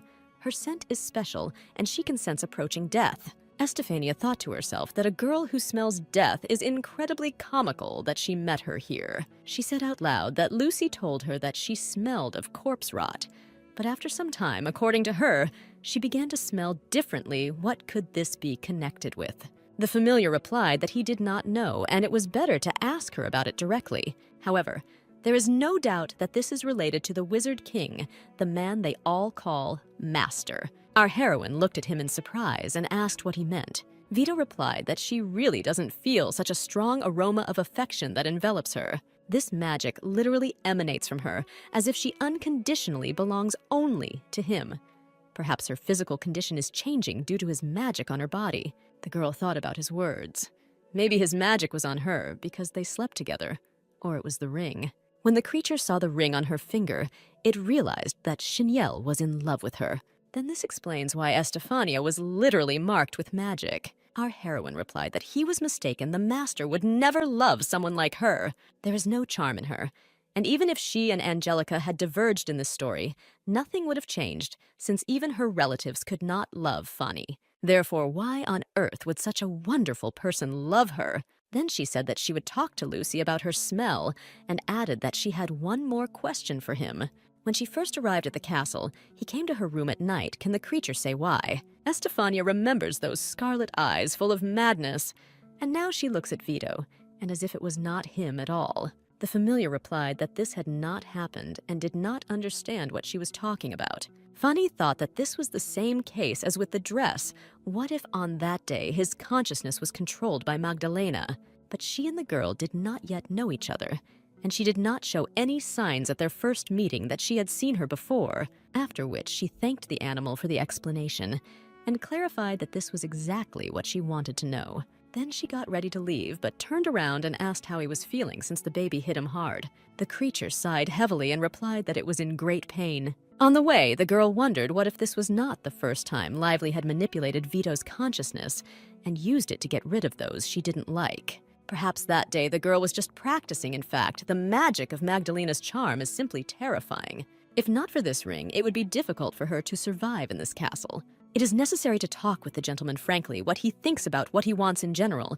She, of course, would like to avoid such a conversation, but it is necessary. In order to no longer create problems for Mr. Xinye, she must understand what he wants himself. Then looking around, I realized that I was so immersed in my thoughts that I didn't even notice where I had come. Behind her, she saw a wall destroyed by magic, after which I thought that the boy would be beside himself with rage when he saw this. Suddenly, she heard a terrible roar and turned around and saw Vito, who looked crazy and was drooling. Our heroine began to ask why he was in the castle at all.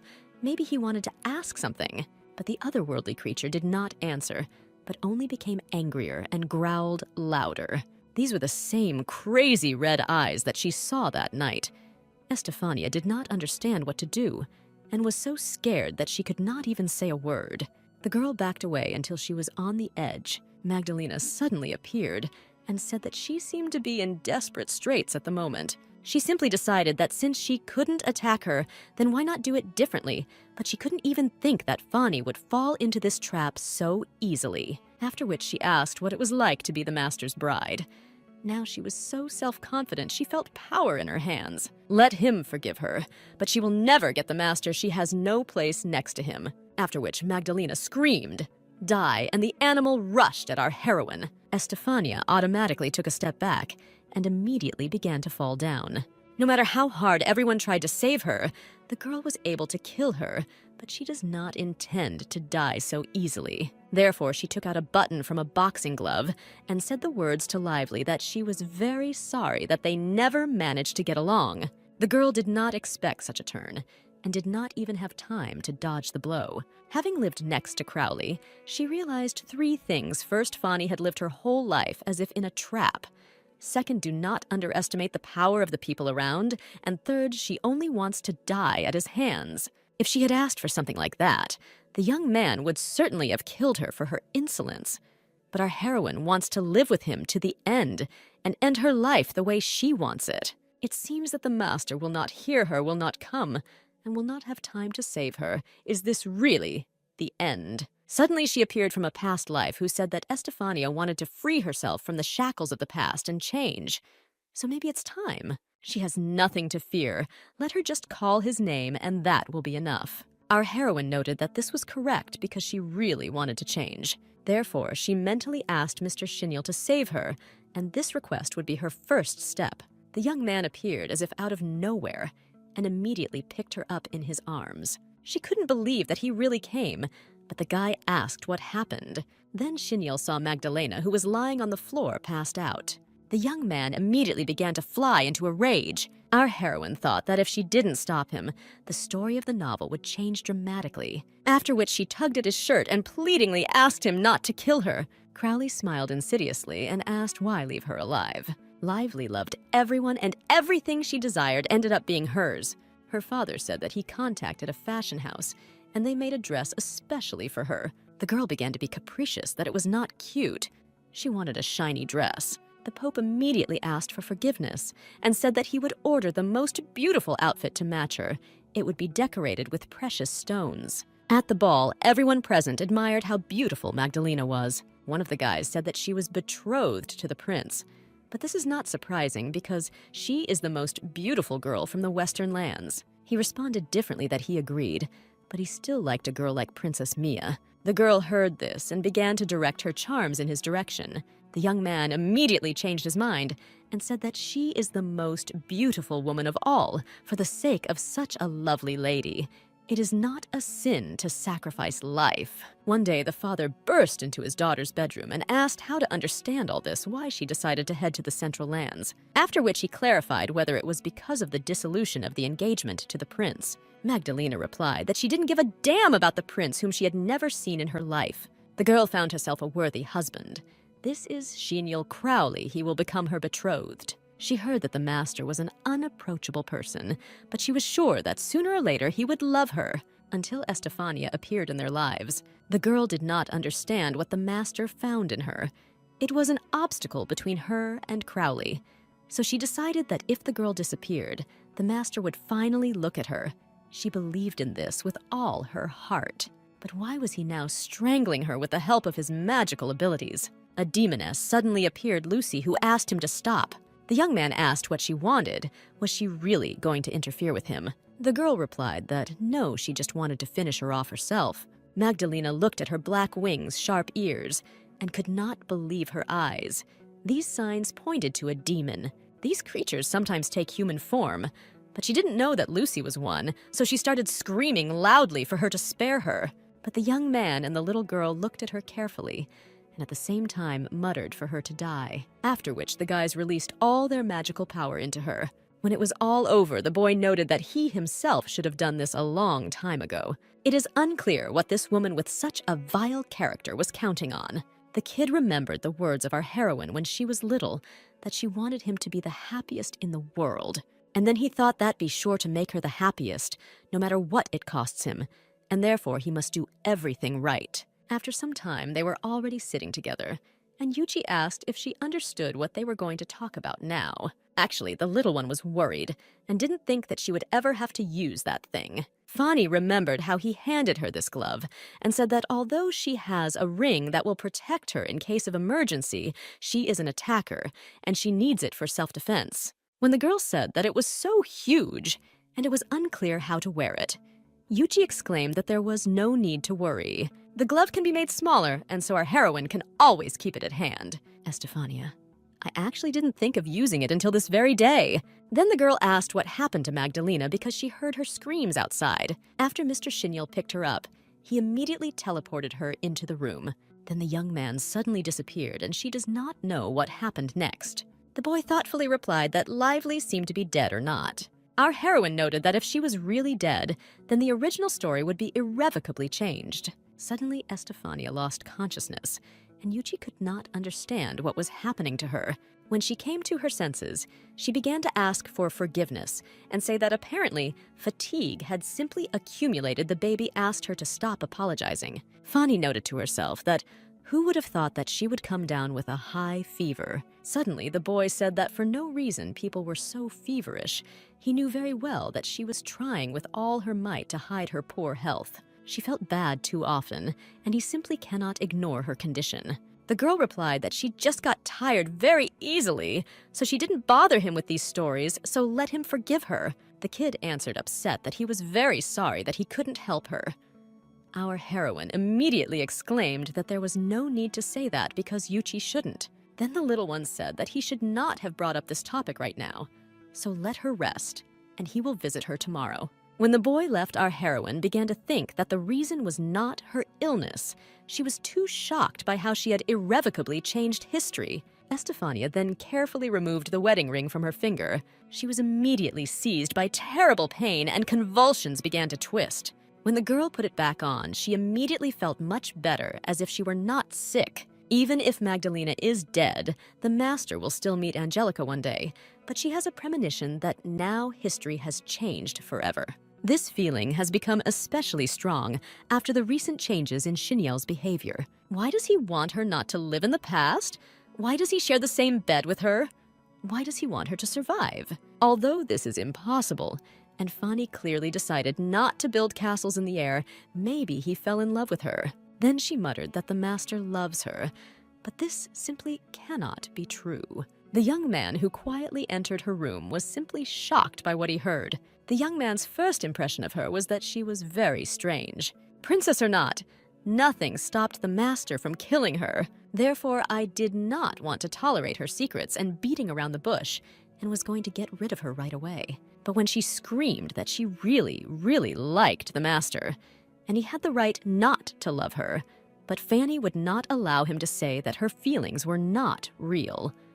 The guy, for the first time, felt a trembling in his heart. Xinyo did not understand what this feeling was and what caused it, so he decided to leave her in the castle. Then Crowley approached the boy and said that from that day on, he would take care of that woman. Yuchi noted that again, there were no specifics, which is his habit of not really explaining anything. After which he added that as he understood he needed to look after Estefania, but why? The greatest could reply that starting from today, she will live in the castle. The kid couldn't even think that the Master would allow someone to live in it. It just sounds like some kind of joke. Then he asked whether the girl was their guest.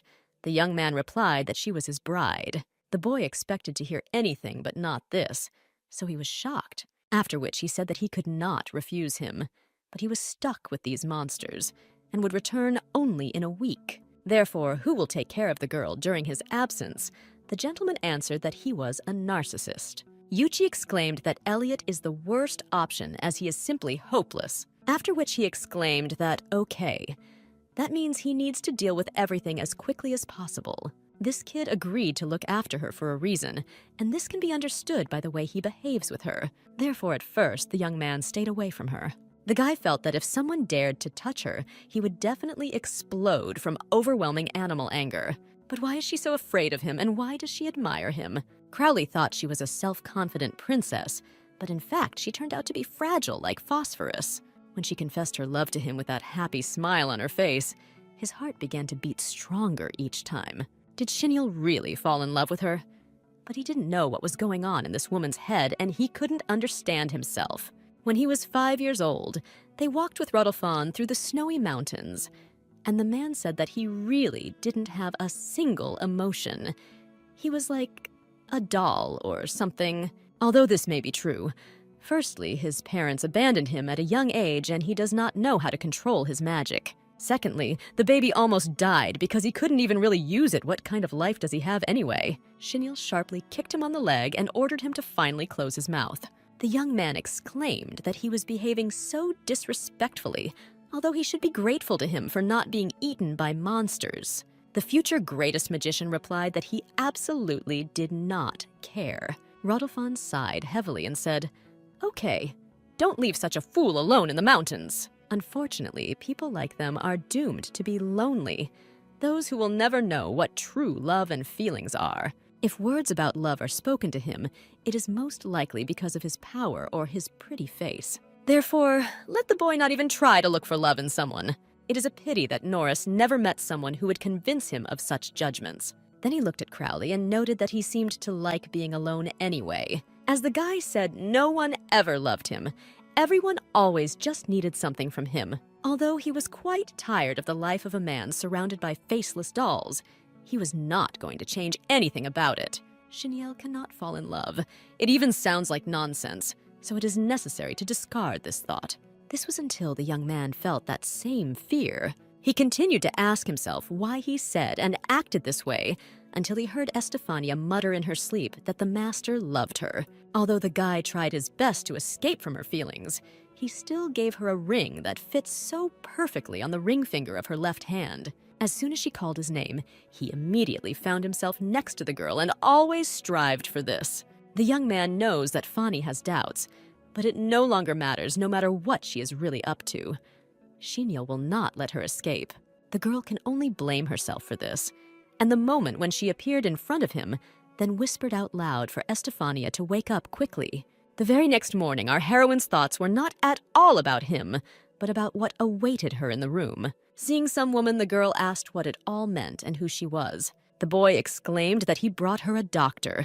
He believes that it is better to entrust this normal health to him and not to magicians. After which he waved goodbye to them and said that he was leaving them alone. Then I remembered something and added that, as for Vito, there is no need to be afraid anymore now he is prohibited from free entry. Estefania did not understand what to do, because when the doctor examines her, he will definitely notice the symptoms, and this cannot be allowed. Therefore, she said that she was grateful that she had come all this way to get here, but she did not need any examination. She had already been seen by a doctor earlier, and he said that she was fine. She was just tired, and there was no need to examine her again. I thought to myself that I had to avoid this in any way, because if she was examined, the results would be seen by Yuchi and Mr. Xeniel, and everyone else, none of them should know the truth. The woman listened to her carefully and said that if she had any concerns, she could share them with her, and the doctor would try to help. The doctor undertakes not to disclose information about the patient's condition to anyone without his direct consent, and she can guarantee this. Fani thought a little and said that if this examination remains between them and she promises not to disclose the results to anyone, then Fani agrees. The doctor replied that of course, and introduced herself saying that she was the court physician of the Western lands, and her name was Gilnet. She was very pleased to meet you. The girl could not even think that she would ever be examined by a court doctor. How could Yuchi even persuade her to come to the Central Lands? Estefania began to explain that she had advanced Yuga disease and had less than 3 months to live. She knew this even before arriving here, and she came here so that before her death she would not regret anything because she really wanted this. More than a month has passed since the beginning of her stay within these walls, after which she asked how bad everything was.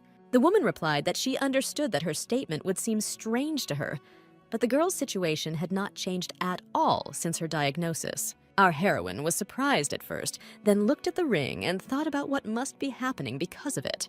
When the doctor asked if anything unusual had happened to her, Estefania replied that after the magician gave her this ring, she felt much better. The doctor stated that it was somehow connected with her condition. Let her tell me more about it. Our heroine replied that the one who gave it said that he had cast a protective spell on it. According to other wizards, it contained enormous magical power. The woman replied that if she was really huge, then it could harm her. According to the Dr. Gilnet, who also studied magic and magicians, each magical instrument contains power. Some more, some less. The higher the magic indicator in them, the greater the chance to influence the normal body. This can only have negative consequences and make things worse. That is why there can be no question of constantly carrying a magical instrument with you. Infusing magical power into the norm is dangerous. This is a well-known fact. Apparently, the magician who gave the ring does not know about it. But what surprises her more is that the magic of the ring somehow stopped the spread of the disease.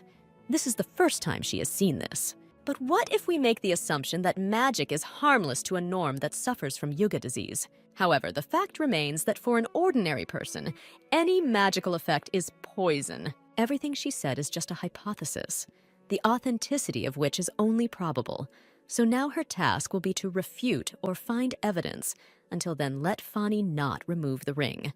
Then the woman added that let Mrs. Estefania not lose hope they will fight together. After some time, the girl reflected that having arrived at the castle, she did not even think that she would be able to find the key to solving her illness. But if the wedding ring really saved her from death and illness, then she simply owes her life to Mr. Crowley. And what if then Fani could stay next to him forever? She still does not believe that her death can be avoided, but she can at least stay with him, maintaining her health. Suddenly, a young man appeared who immediately picked her up in his arms and sat her on his lap. Estefania did not understand